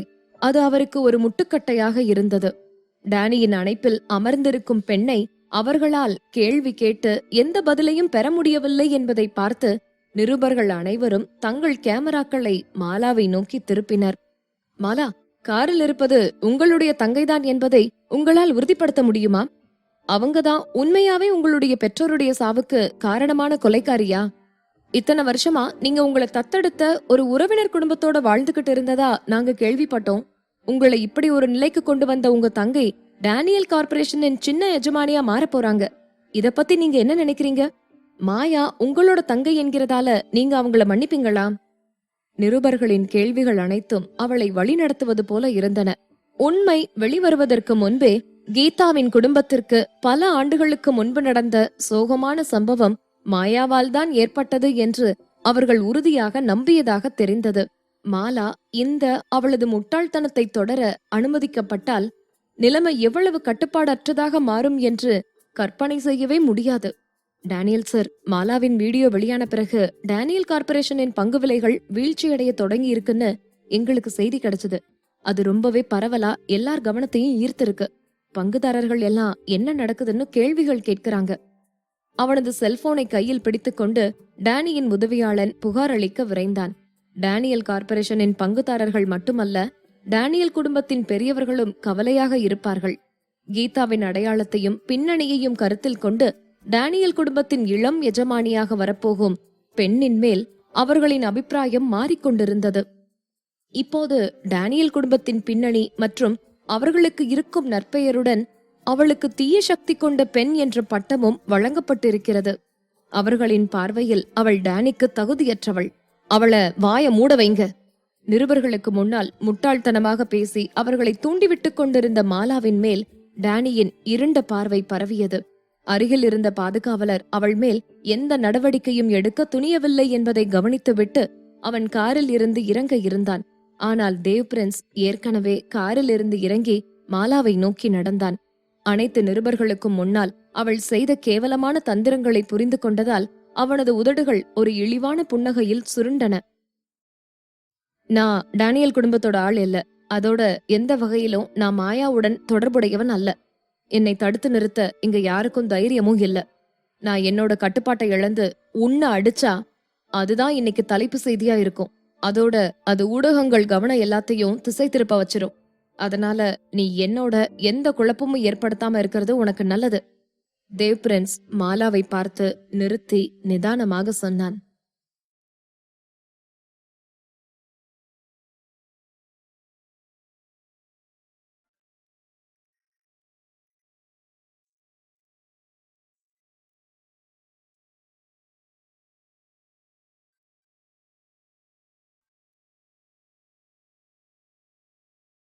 பகுதி 644. வார்த்தைகளை விட மௌனம் மதிப்புள்ளது. இந்த வார்த்தைகள் தேவ்பிரின்ஸின் வாயிலிருந்து வெளிவந்த போது மாலாவின் பார்வை மாறிய விதம் தெளிவாக தெரிந்தது. ஆச்சரியப்பட்ட அவள் தலையை உயர்த்தி அவனை பார்த்தாள். அவள் அவனிடம் ஏதோ சொல்ல விரும்பினாள். ஆனால் தேவ்பிரின்ஸுக்கு அவள் சொல்வதை கேட்கும் அளவிற்கு அப்போது பொறுமை இல்லை. அவன் கையை நீட்டி அவளை கார் கதவில் இருந்து விலக்கி பின்னால் இருந்த காருக்கு இழுத்து கொண்டு போனான். கார் கதவை திறந்து மாலாவை காருக்குள் தள்ளி கதவை மூடினான். பாதுகாவலரை நோக்கி திரும்பியவன், அவளை பாத்துக்கங்க.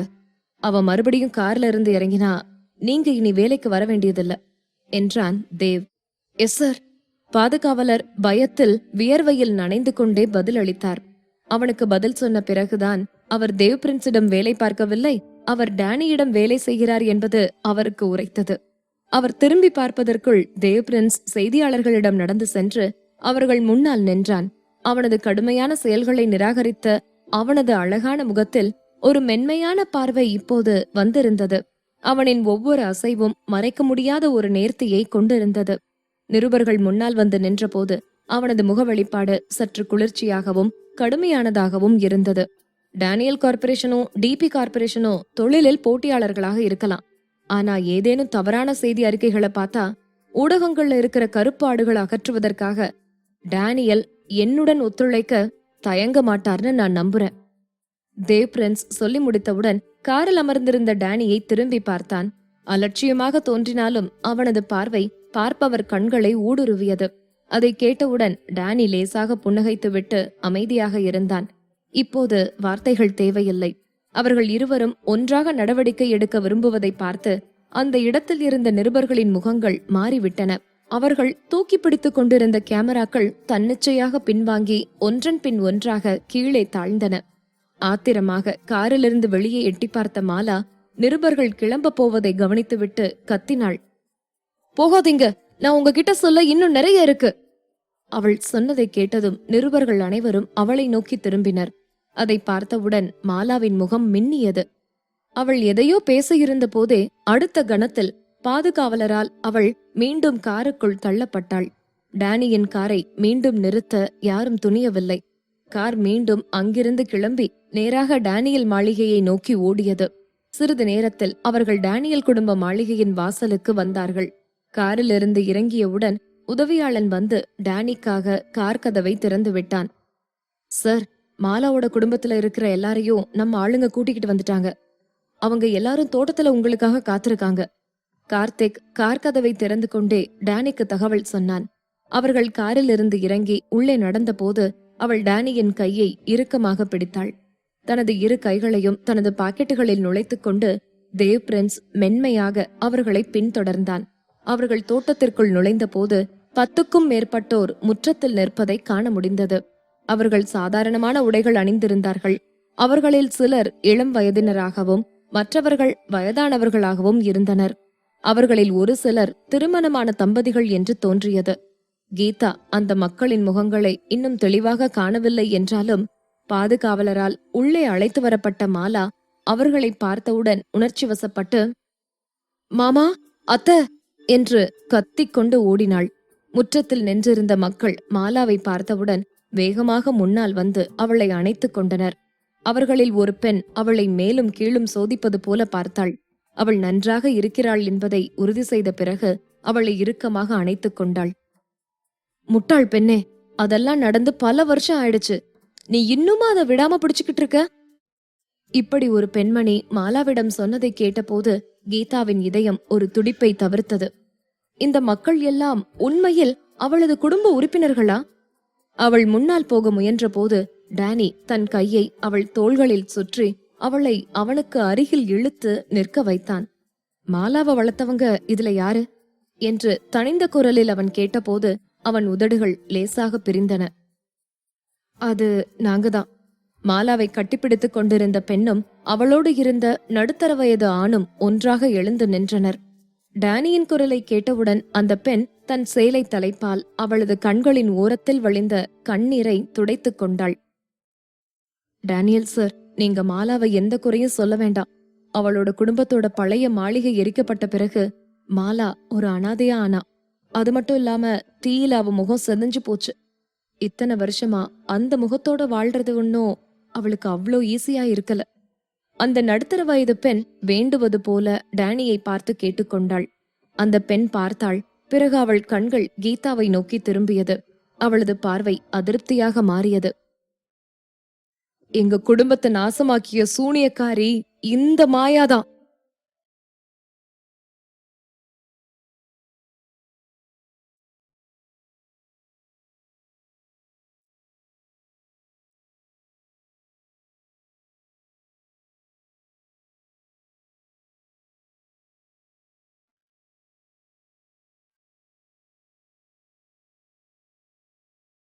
பகுதி 645.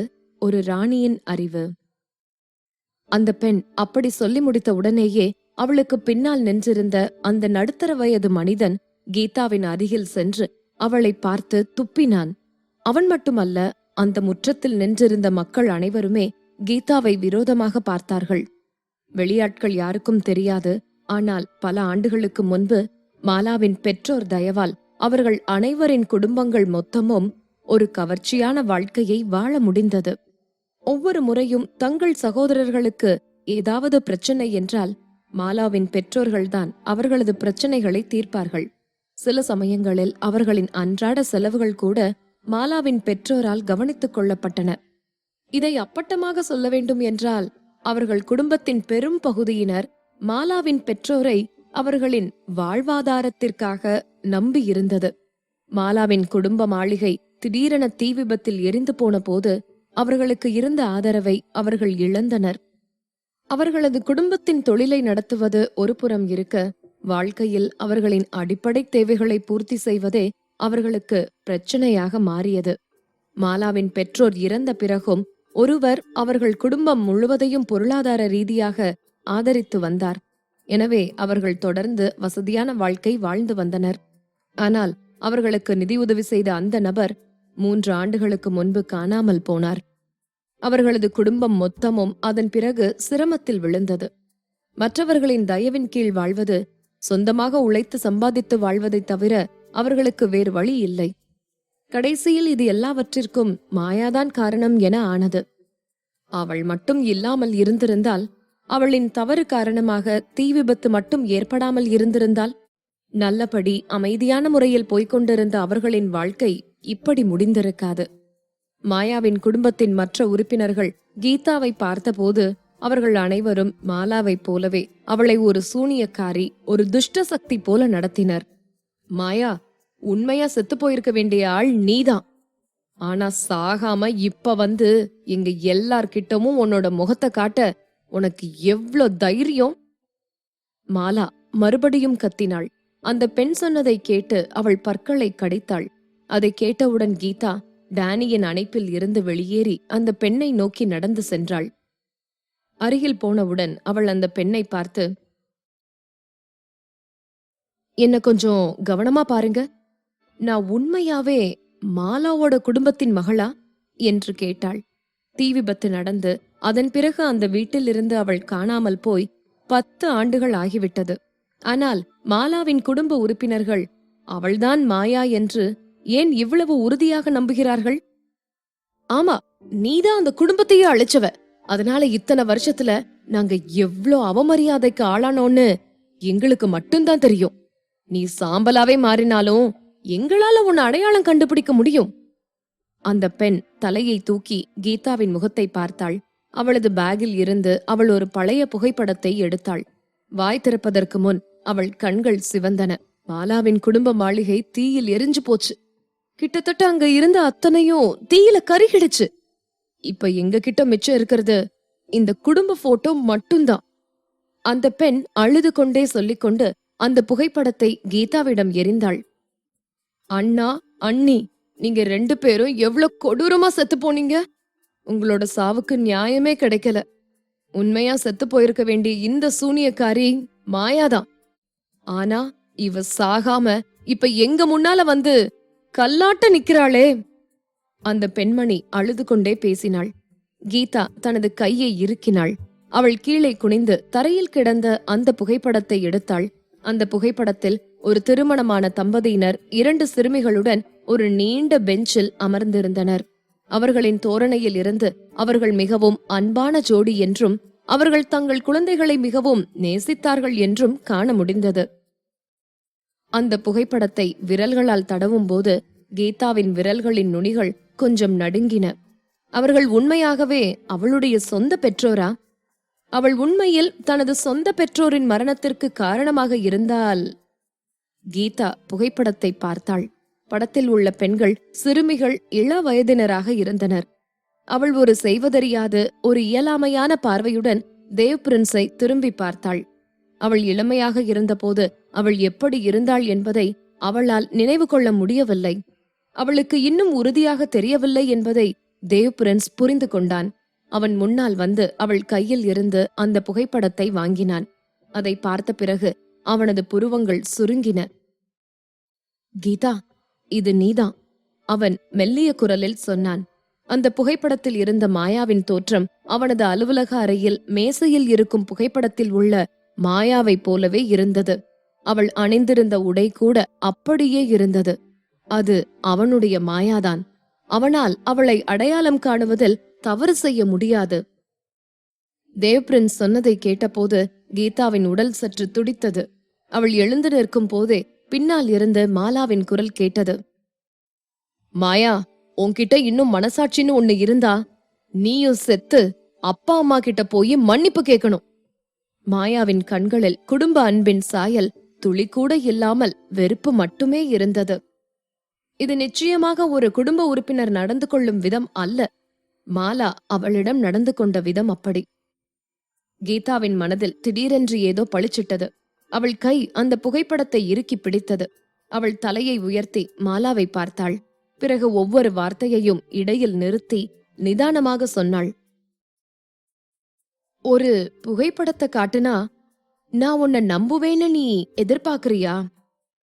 நீ என்னோட மூத்த சகோதரின்னு சொல்ற இல்ல? என்னோட டிஎன்ஏ பரிசோதனை செய்ய உனக்கு தைரியம் இருக்கா? மாலாவை பார்த்து கேட்டாள் கீதா.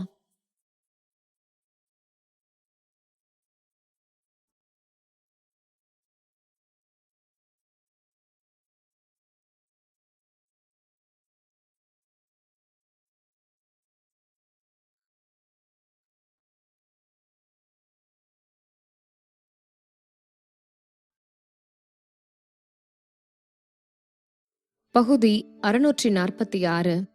தங்கை அல்ல, ஆனால் லிட்டில் மிஸ்.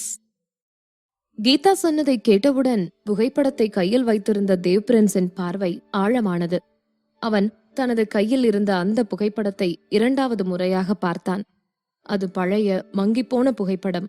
அவனது அலுவலக மேசையில் இருந்ததைப் போல அது சரியாக பராமரித்து வைக்கப்படவில்லை. ஆனாலும் கூட அந்த புகைப்படத்தில் இருப்பவர்களை எளிதில் அடையாளம் காண முடியும். மாயாவை மட்டுமல்ல, அந்த புகைப்படத்தில் இருந்த மற்ற 3 நபர்களையும் கூட. அந்த நாட்களில் தேவ் பிரின்ஸின் மனம் முழுக்க முழுக்க மாயாவின் மீது மட்டுமே கவனம் செலுத்தியது. மற்றவர்களை பொறுத்தவரை அவனுக்கு அதிக அபிப்பிராயம் எதுவும் இருக்கவில்லை.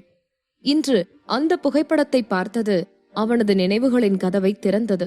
அதன் விளைவாக ஒரு காலத்தில் பனிமூட்டம் போல மங்கலாக இருந்த அந்த நினைவுகள் இப்பொழுது தெளிவாகின.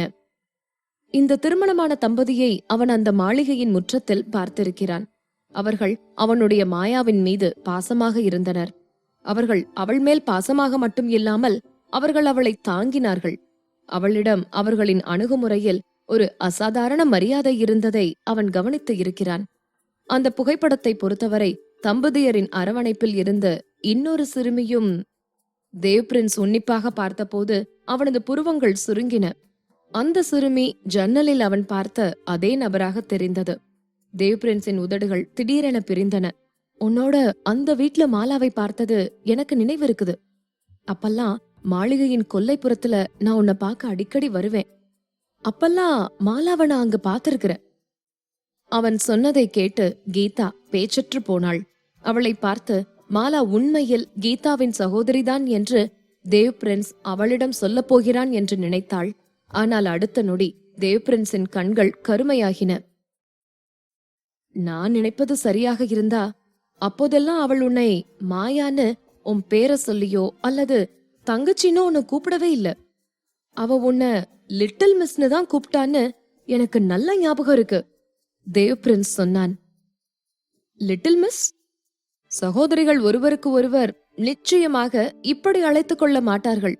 இப்போது மாலாவும் மாயாவும் சகோதரிகளாக இருக்க முடியாது என்று அவர் சந்தேகித்தது மட்டுமல்லாமல் மாயா மாலாவின் குடும்பத்து உறுப்பினராக இருக்க முடியாது என்றும் சந்தேகிப்பது போல இருந்தது. அவன் இதை சொன்னபோது அருகில் இருந்த அனைவருமே திகைத்துப் போனார்கள். டேனி அவனது இருண்ட ஊடுருவும் விழிகளுடன் முன்னால் வந்தான். தேவ் பிரின்ஸ், இப்ப நீங்க என்ன சொன்னீங்க? நீங்க சொல்றது உறுதியான தகவலா? டேனி தேவை பார்த்து கேட்டான். மாலா கீதாவை லிட்டில் மிஸ் என்று கூப்பிட்டிருந்தால் நிச்சயம் அவர்கள் இருவரும் கூட பிறந்த சகோதரிகளாக இருப்பதற்கு சாத்தியமே இல்லை. மாலாவை பாதுகாத்த பெண் இப்போது தேவ் பிரின்ஸ் சொன்னதை கேட்டபோது அவள் மிகவும் உணர்ச்சி வசப்பட்டாள். அவள் வேகமாக முன்னால் வந்தாள். நீங்க என்ன முட்டாள்தனமா பேசுறீங்க? மாலாவும் மாயாவும் கூட பிறந்த சகோதரிகள். இது எங்க குடும்பத்துல இருக்கிற எல்லாருக்குமே தெரியும். என்னோட அண்ணனும் அண்ணியும் குழந்தையில இருந்தே அவங்கள வளர்த்தாங்க. அவங்க 2 பேரும் ஒன்னா வளர்றத நாங்க எல்லாரும் எங்க கண்ணால பாத்திருக்கோம். நாங்க எல்லாருமே தவறா நினைவு வச்சிருக்க சாத்தியம் இல்ல. அவள் கோபமாக பேசினாள். அவள் குறிப்பிட்ட அந்த எல்லோரும் என்பது மாலாவின் குடும்பத்தில் இன்னும் உயிருடன் இருந்த குடும்ப உறுப்பினர்கள். மாலாவின் பெற்றோர்தான் எப்போதுமே அவர்களது குடும்பத்தின் மூத்தவர்களாகவும் தலைவராகவும் இருந்திருக்கின்றனர். குடும்பத்தின் மற்றவர்கள் தங்களுக்கு இருந்த குழந்தைகளின் எண்ணிக்கையை துல்லியமாக நினைவில் வைத்துக் கொள்வது சாத்தியம் இல்லை. அதோடு மாயா அந்த குடும்பத்தின் மகள் இல்லை என்றால் அவளின் பெற்றோர் ஏன் அவளை பாதுகாக்க தங்கள் உயிரை தியாகம் செய்தார்கள்? அவர்கள் ஏன் இறுதியில் நெருப்பில் எரிந்து தங்கள் உயிரை இழந்தார்கள்? அந்த பெண் பேசிய பிறகு முற்றத்தில் இருந்த மற்றவர்கள் தலையை ஆட்டி அவள் சொன்னதை ஆமோதித்தார்கள். மாலாவும் மாயாவும் உடன் பிறந்த சகோதரிகள். அப்படி இருக்கையில் மாலா லிட்டில் மிஸ்னு மாயாவை அழைப்பது எப்படி சாத்தியமாகும்? தேவ் பிரின்ஸ், நீங்க எதையாவது தவறாக கேட்டிருக்கணும். அப்படி இல்லனா அவங்க சும்மா விளையாடிக்கிட்டு இருக்கும்போது எப்பவாவது பேசுனத நீங்க கேட்டிருக்கலாம். நீங்க சொல்றது உண்மையா இருக்க முடியாது. கூட்டத்தில் இருந்து ஒருவர் தேவ் பிரின்ஸ் சொன்னதை மறுத்து சொன்னார். ஒருவேளை மாயா எங்க குடும்பத்தின் மகள் இல்லன்னா என்னோட அண்ணனும் அண்ணியும் செத்தது இன்னும் கூட நியாயம் இல்லாத ஒன்னாகும். மாயா எங்க அண்ணன் குடும்பத்தோட ஒரு தீய சக்தி. அவ எந்த வகையிலையும் எங்க குடும்பத்தோட தொடர்புடையவளா இல்லாம இருக்கணும்னு தான் நாங்க எல்லாருமே விரும்புறோம். அவ நம்ம குடும்பமா இருந்தா அவ ஏன் இப்படி ஒரு கேவலமான வேலையை செஞ்சுட்டு இன்னும் உயிரோட இருக்க போறா? சரியா சொன்னீங்க. முற்றத்தில் இருந்தவர்கள் ஒருவர் மாத்தி ஒருவர் கருத்து தெரிவிக்க தொடங்கினர். இதை பார்த்தவுடன் கீதா தேவ் பிரின்ஸின் கையில் இருந்த அந்த குடும்ப போட்டோவை வாங்கிக் கொண்டு திடீரென்று அமைதியாகி இருந்த மாலாவிடம் போனாள். நான் உன்னோட தங்கன்னு திரும்ப திரும்ப நீ சொல்ற. ஆனா ஒரு சகோதரியா நீ என் மேல கொஞ்சம் கூட பாசமா இல்ல. என்ன காப்பாத்ததான் அப்பாவும் அம்மாவும் உண்மையிலேயே இறந்து போயிருந்தாங்கன்னா ஒரு மூத்த சகோதரியா இருந்து அவங்க சார்பா நீதானே என்ன கவனிச்சிருக்கணும்.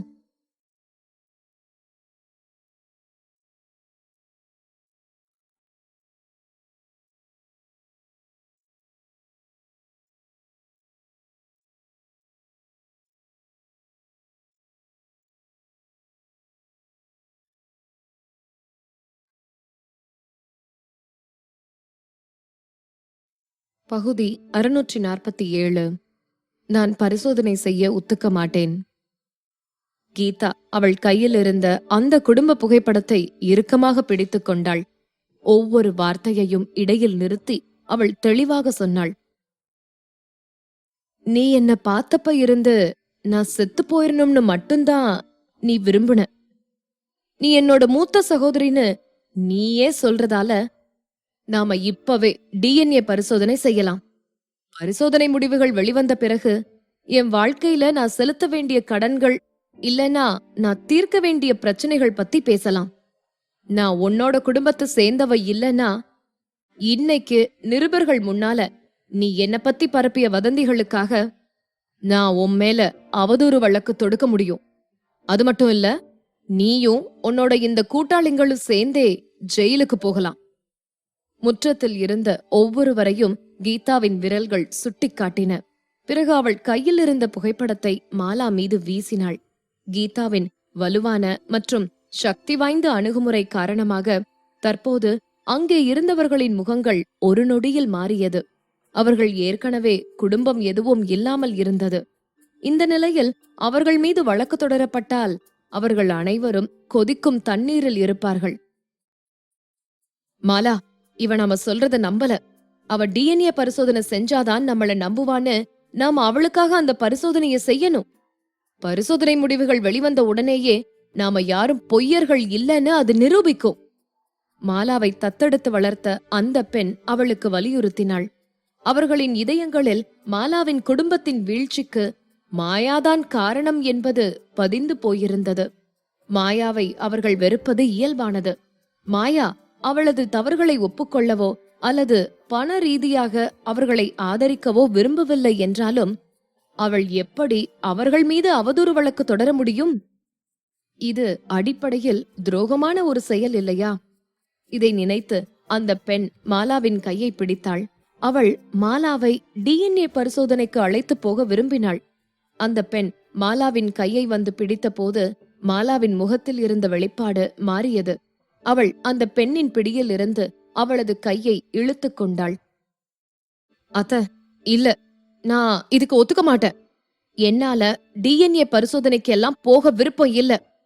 மாலாவின் பார்வை அந்த பெண்ணை நேருக்கு நேராக பார்ப்பதை தவிர்த்தது. அதோடு அவள் ஏதோ ஒரு காரணத்துக்காக தயங்குவதாக பட்டது. ஏதோ தவறாக இருக்கிறது என்று உணர்ந்தாள் கீதா. அவள் தனது அனிமேஷன் கண்களை உருட்டி மாலாவை பார்த்தாள். உடனே அவள் குரலை உயர்த்தி, வெளியில இன்னும் நிருபர்கள் இருக்காங்க. நான் இப்பவே வெளியில போய் என்னோட டிஎன்ஏ பரிசோதனைக்கு வர்றதுக்கு உனக்கு துணிச்சல் இல்லைன்னோ, ஆரம்பத்தில் இருந்தே நீ ஒரு பொய்க்காரினோ, இதுவரைக்கும் நீங்கள் சொன்னது எல்லாம் பொய்ன்னு சொல்லுவேன். மாயா, நாம உண்மையிலேயே கூட பிறந்த சகோதரிகள் இல்ல. மாலா கத்தினாள். ஆனா நீ பிறந்த உடனேயே அப்பாவும் அம்மாவும் உன்னை தத்தெடுத்துக்கிட்டாங்க. உன்னை எங்க குடும்பத்தோட 2வது மகளா அறிவிச்சாங்க. அவங்க உன்னை தத்தெடுத்திருந்தாலும் அப்பாவும் அம்மாவும் உங்கள ஒரு வளர்ப்பு மகள் போல நடத்தல.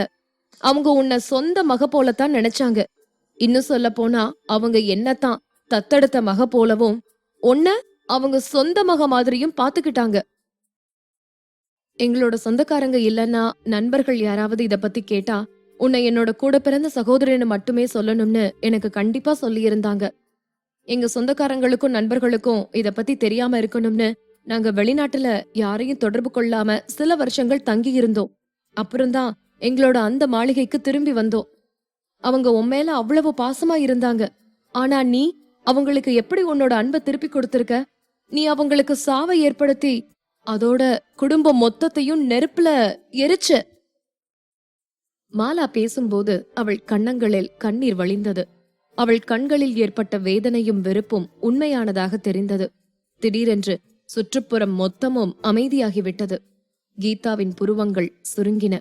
மாலா அவளை அணுகிய முறை ஒரு மூத்த சகோதரி எப்படி நடந்து கொள்வாளோ அப்படி இருக்கவில்லை. அதனால்தான் கீதா அவர்கள் சகோதரிகள் அல்ல என்று சந்தேகித்தாள். ஆனால் அப்பாவும் அம்மாவும் அவளுடைய பெற்றோர் அல்ல என்று அவள் ஒருபோதும் எதிர்பார்க்கவில்லை. அவள் எதையோ சொல்ல விரும்பி வாயை திறந்தாள். ஆனால் வார்த்தைகள் எதுவும் வெளியே வரவில்லை. மாலாவின் பெற்றோர் அவளை தத்தெடுத்திருக்கின்றனர். அவளுடைய வளர்ப்பு பெற்றோர் அவளை நன்றாக நடத்தி இருக்கின்றனர். இருந்தபோதும் அவள் கலகக்காரியாக இருந்திருக்கிறாள். அவள் ஒழுக்கமாக இருக்க விரும்பவில்லை. அவள் அவர்களின் மரணத்திற்கு காரணமாக இருந்திருக்கிறாள். இந்த வாழ்க்கையில எங்க குடும்பத்துக்கு நீ செலுத்த வேண்டியத உன்னால ஒருபோதும் திருப்பி செலுத்த முடியாது. அதனால உன்னோட வாழ்க்கையவே நீ திருப்பி செலுத்தணும்னு நான் விரும்புறேன். மகிழ்ச்சிய அனுபவிக்க முடியாம எப்பவும் உன்னோட வாழ்நாள் முழுசும் நீ குற்ற உணர்ச்சியோடவே வாழணும்னு நான் விரும்புறேன். மாலாவின் வார்த்தைகள் கீதாவின் காதுகளில் ஒரு சாபத்தைப் போல ஒலித்தன.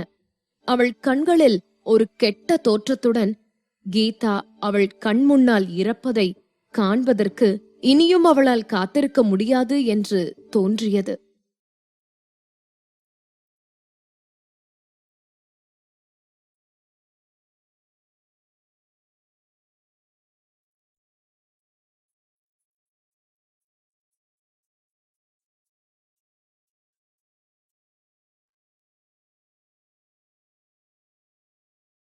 பகுதி 648.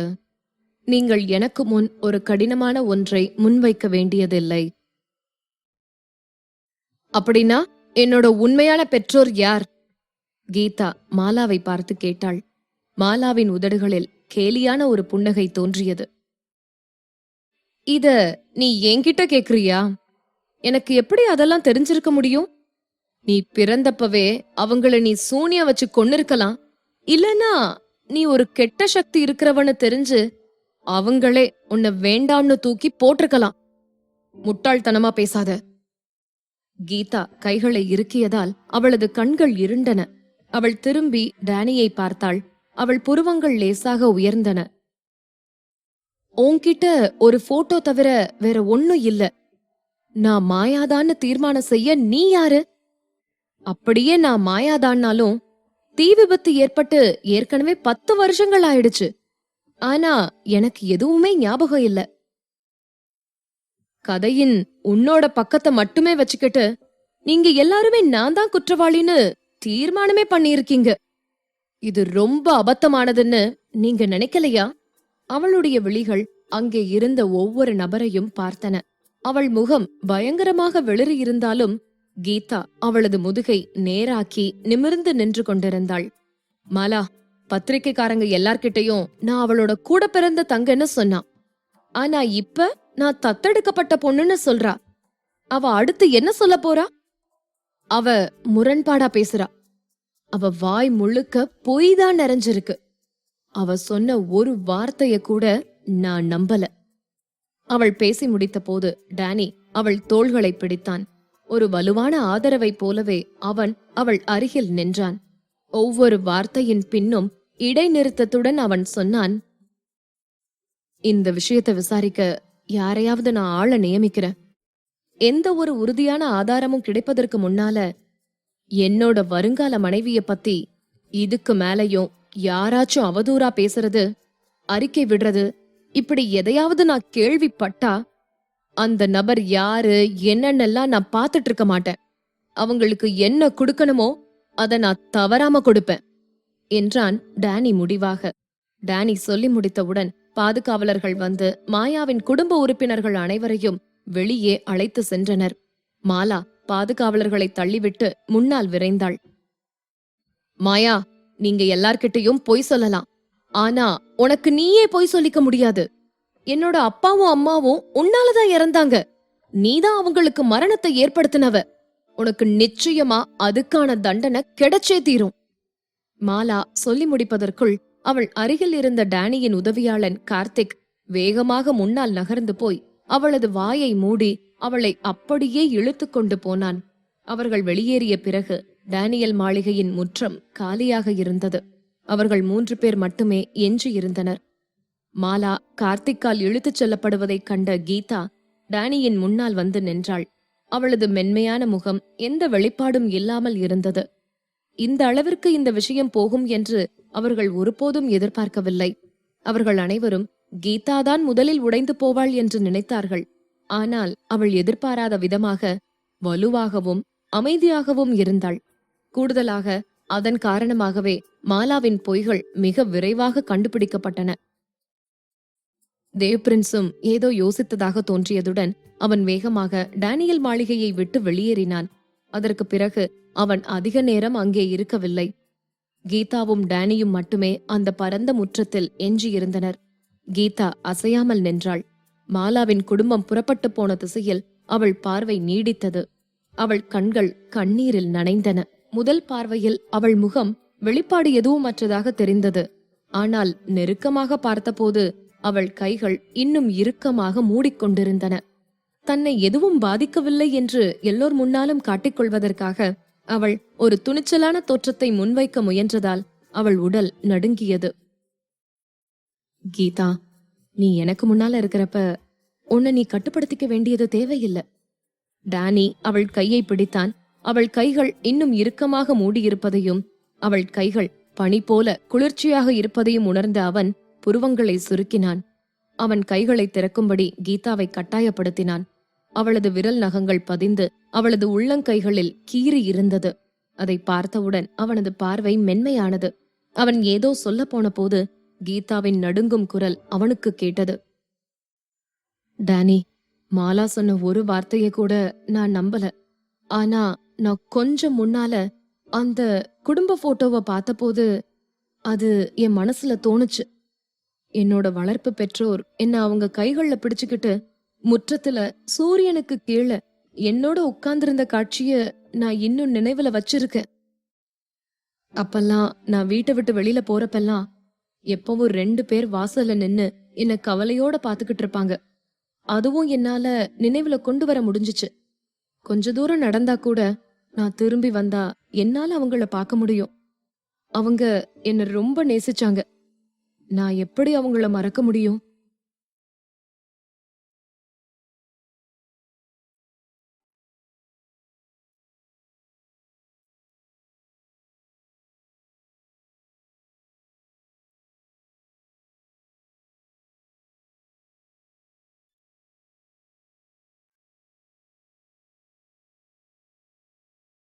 பகுதி 649. இனிமை இனிமை இனிமை. டேனி, நான் உண்மையாவே ஒரு தீய சக்தி இருக்கிற ஒருத்தி தானா? என் வளர்ப்பு பெற்றோரோட மரணத்துக்கு நான் தான் காரணம்னு அவங்க எல்லாருமே சொன்னாங்க. கீதா மிகவும் கடினமாக கட்டுப்படுத்த முயன்ற கண்ணீர் அவள் கண்களில் இருந்து கீழே விழுந்தது. மற்றவர்கள் முன்னால் அவள் காட்ட விரும்பாத அவளது பலவீனமானது டேனியின் முன்னால் வெளிப்பட்டது. ஒரு குழந்தையைப் போலவே அவள் குழப்பத்தோடு தலையை உயர்த்தி அவனை பார்த்தாள். அவள் அவனுடைய ஆறுதலை விரும்பினாள். நீ ஒரு தீய சக்தி இருக்கிற பொண்ணு இல்ல. கண்ணீர் நிறைந்த அவளது கண்களை சந்தித்த போது டேனியின் இதயம் கடுமையாக வலித்தது. அவன் அவளை தழுவிக்கொண்டான். அவன் லேசாக நடுங்கிய அவளது உடலை இறுக்கமாக கட்டிப்பிடித்துக் கொண்டே ஆழ்ந்த குரலில், கீதா, அப்படியே நீ மாயாவா இருந்தா கூட உன்னோட வளர்ப்பு பெற்றோருக்கு உன்னால மரணம் ஏற்பட்டு இருக்காது. இந்த விஷயத்துல பல சந்தேகமான கேள்விகள் எனக்கு இருக்கு. நாம அமைதியா இருந்தா மட்டும்தான் இதன் அடிப்பகுதி என்னன்னு நம்மளால கண்டுபிடிக்க முடியும். டேனி அவளை ஆறுதல் படுத்தினான். டேனி, ஆனா அந்த நெருப்பு எனக்கு நினைவிருக்குது. நீ அதை தவறா கூட ஞாபகம் வச்சிருக்கலாம். டேனி அவளை குறுக்கிட்டு அவளது முகத்தை இரு கைகளிலும் ஏந்திக் கொண்டான். அவனது நீண்ட மற்றும் மெல்லிய விரல்களால் அவள் முகத்தில் இருந்த கண்ணீரை மெதுவாக துடைத்தான். பிறகு அவன் மென்மையாக சொன்னான், கீதா, அழ வேண்டாம். உன்னோட கண்கள்ல கண்ணீரை பார்த்தா என்னோட மிக அடிப்படையான தீர்மானிக்கும் திறனை நான் இழந்துருவேன். நான் இப்ப அந்த குடும்பத்துல இருக்கிற எல்லாத்தையும் கொல்ல விரும்புறேன். அதனால இந்த விஷயம் இத்தோட முடிஞ்சிரும். கீதா அவனை பார்த்தாள். அவன் அப்படி சொன்னவுடன் அவள் உடனடியாக அதிர்ச்சி அடைந்தாள். அவள் அழுவதை மறந்துவிட்டாள். அவள் கண்கள் அகல அவனை முறைத்து பார்த்தாள். அவள் விரும்பியது எல்லாம் ஒரு ஆறுதலாக மட்டுமே இருந்தபோது அவள் ஏன் ஒரு அதிர்ச்சியை பெற்றாள் என்று அவள் குழம்பினாள். அச்சுறுத்தும் அவனது வார்த்தைகள். அவள் அழுவதை நிறுத்திவிட்டாள் என்பதை கவனித்த டேனி அவளை தன் கைகளில் சுமந்து கொண்டு மாளிகைக்குள் நடந்தான். அவன் வாசலை அடைந்தபோது குளிர்கால விடுமுறையில் இருந்த ஜெனி அங்கே இருந்தாள். அவள் ராஜுவுடன் சேர்ந்து ஒரு பனிக்கட்டி மனிதனை கட்டிக்கொண்டிருந்தாள். கீதாவிடம் பனிக்கட்டி மனிதனை எப்படி உருவாக்குவது என்று கற்றுக்கொண்டதில் இருந்து ஜெனி பனிக்கட்டி மனிதர்களை கட்டியெழுப்ப அடிமையாகி இருந்தாள். ஒவ்வொரு நாளும் குறைந்தது 7-8 பனிக்கட்டிகளை உருட்டவில்லை என்றால் அவள் தன் அறைக்கு திரும்ப மாட்டாள். அவர்கள் திரும்பி வருவதை பார்த்து குளிரால் சிவந்து போயிருந்த அவளது குட்டி முகம் மின்னியது. அவள் கைகளில் ஒரு சிறிய பனிப்பந்தை தூக்கிக் கொண்டு அவர்களை நோக்கி ஓடி வந்தாள். டாடி! பிறகு ஜெனி அவளது கையில் இருந்த பனிப்பந்தை காட்டினாள். ஒருவர் தனது புதையலை எப்படி காண்பிப்பாரோ அதுபோல. மம்மி, நான் ஒரு சின்ன சகோதரனை உருவாக்கி இருக்கேன். நல்லா இருக்கா? 3 பேர் கொண்ட அவர்களது குடும்பத்தை பனிக்கட்டியை கொண்டு வடிவமைத்து முடித்த பின் ஜெனி அவளது சாதனைகளில் திருப்தி அடையவில்லை. அதனால் அவள் இல்லாத தனது இளைய உடன்பிறப்புகளுக்கும் சேர்த்து பனிக்கட்டி பொம்மைகளை கட்டிக்கொண்டிருந்தாள். கீதா ஜெனியின் கையில் இருந்த அசிங்கமான பனிபொம்மையை பார்த்தாள். ஜெனியின் கையில் இருந்த பனிக்கட்டி பொம்மை போல ஒரு மகன் தோற்றமளிப்பதாக இருந்தால் அவள் வாழ்நாள் முழுவதும் ஒரு மகனை பெற விரும்ப மாட்டாள். ஆனால் ஜெனி இன்னும் குட்டிப் பெண்ணாக இருந்ததால் கீதாவால் அவளது உணர்வுகளை புண்படுத்த முடியவில்லை. அவளுக்கு எப்படி பதில் சொல்ல வேண்டும் என்று கீதா யோசித்துக் கொண்டிருந்த போது டேனி அவர்கள் அருகே வந்தான். ஜெனியின் கையில் உள்ள வெறுக்கத்தக்க பனிபொம்மையை அவன் ஸ்கேன் செய்வது போல பார்த்துவிட்டு குளிர்ச்சியாக சொன்னான். அம்மாவுக்கும் பொண்ணுக்கும் பொழுதுபோக்கு ஒரே மாதிரியா இருக்கு. நீங்க 2 பேருமே பையன்களை சேமிச்சு வைக்க விரும்புறீங்க. ஆனா நீ உன்னோட மம்மி அளவுக்கு திறமையானவ இல்ல. அவ சின்ன வயசுலேயே அழகா இருக்கிற பையன்களை மட்டுமே விரும்புனா. டேனி சிரிக்காமல் நக்கலாக சொன்னான்.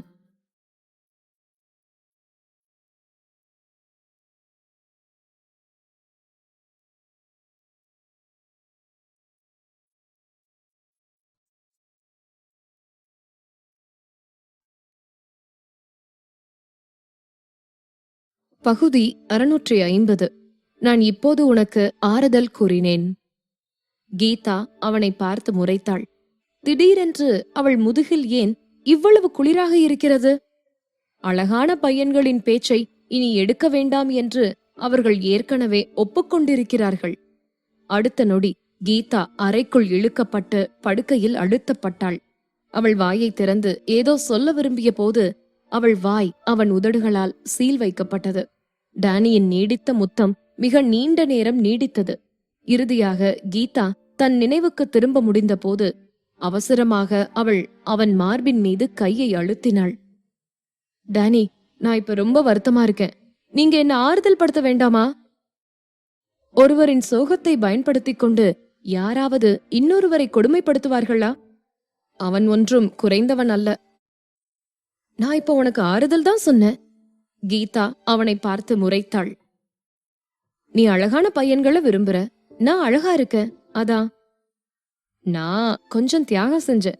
நான் என் உடலை பயன்படுத்தி உனக்கு ஆறுதல் சொன்னேன். டேனி சொல்லி முடித்தவுடன் அதிர்ச்சி அடைந்த அவளது முகத்தை கண்டு கொள்ளாமல் மீண்டும் அவள் வாயை அவனது இதழ்களால் மூடினான். அவன் கடைசியாக எல்லாவற்றையும் முடித்த போது கீதா சோர்ந்து போய்விட்டாள். இதற்கு மேல் சிந்திக்க அவளுக்கு எந்த சக்தியும் இல்லை. அவள் போர்வைக்குள் தன்னை சுருட்டிக் கொண்டு ஆழ்ந்த தூக்கத்தில் விழுந்தாள். டேனி அவளை தூக்கிக் கொண்டு குளியலறைக்குள் நுழைந்தான்.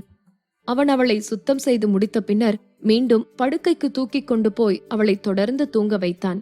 அவன் வெறுமனே அவனது உடலில் ஒரு குளியலறை டவலை மட்டுமே கட்டிக்கொண்டு அவனது செல்போன் மற்றும் சிகரெட்டுகளை கைகளில் எடுத்துக்கொண்டு பால்கனிக்கு வந்தான். பிறகு அவன் ஒரு சிகரெட்டை பற்ற வைத்து மெல்லிய உதடுகளுக்கு இடையில் வைத்து ஆழமாக உறிஞ்சினான்.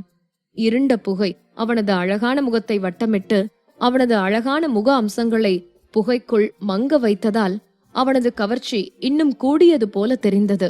அவன் தனது உயரமான உடலை பால்கனியின் சுவர் மேல் சாய்த்து நின்று கொண்டான். திரும்பி அவனது படுக்கையில் தூங்கிக் கொண்டிருந்த கீதாவை ஜன்னல் வழியாக பார்த்தான். அவள் எப்போதும் மிகவும் வலிமையாக இருந்தாள். அவள் மற்ற பெண்களை விட மிகவும் சுதந்திரமாக இருந்தாள். ஒரு ராணிக்கே உரிய தனித்துவம் அவளிடம் எப்போதும் இருந்தது. அவள் எப்போதும் அவனுக்கு முன்னால் ஒரு குட்டி நரியைப் போல இருந்தாள். புத்திசாலி மற்றும் வஞ்சகம் உள்ள ஒரு குட்டி நரி. அவள் இப்போது இருப்பதைப் போல ஒருபோதும் பலவீனமாக இருந்ததில்லை. அவளுக்குள் தூய்மையான ஒரு மென்மை மட்டுமே இருந்தது. தற்போதைய கீதாவை அவனால் எதிர்க்க முடியவில்லை. ஆழ்ந்த அன்பின் மறைக்க முடியாத தோற்றம் அவனது இருண்ட கண்களில் தோன்றியது.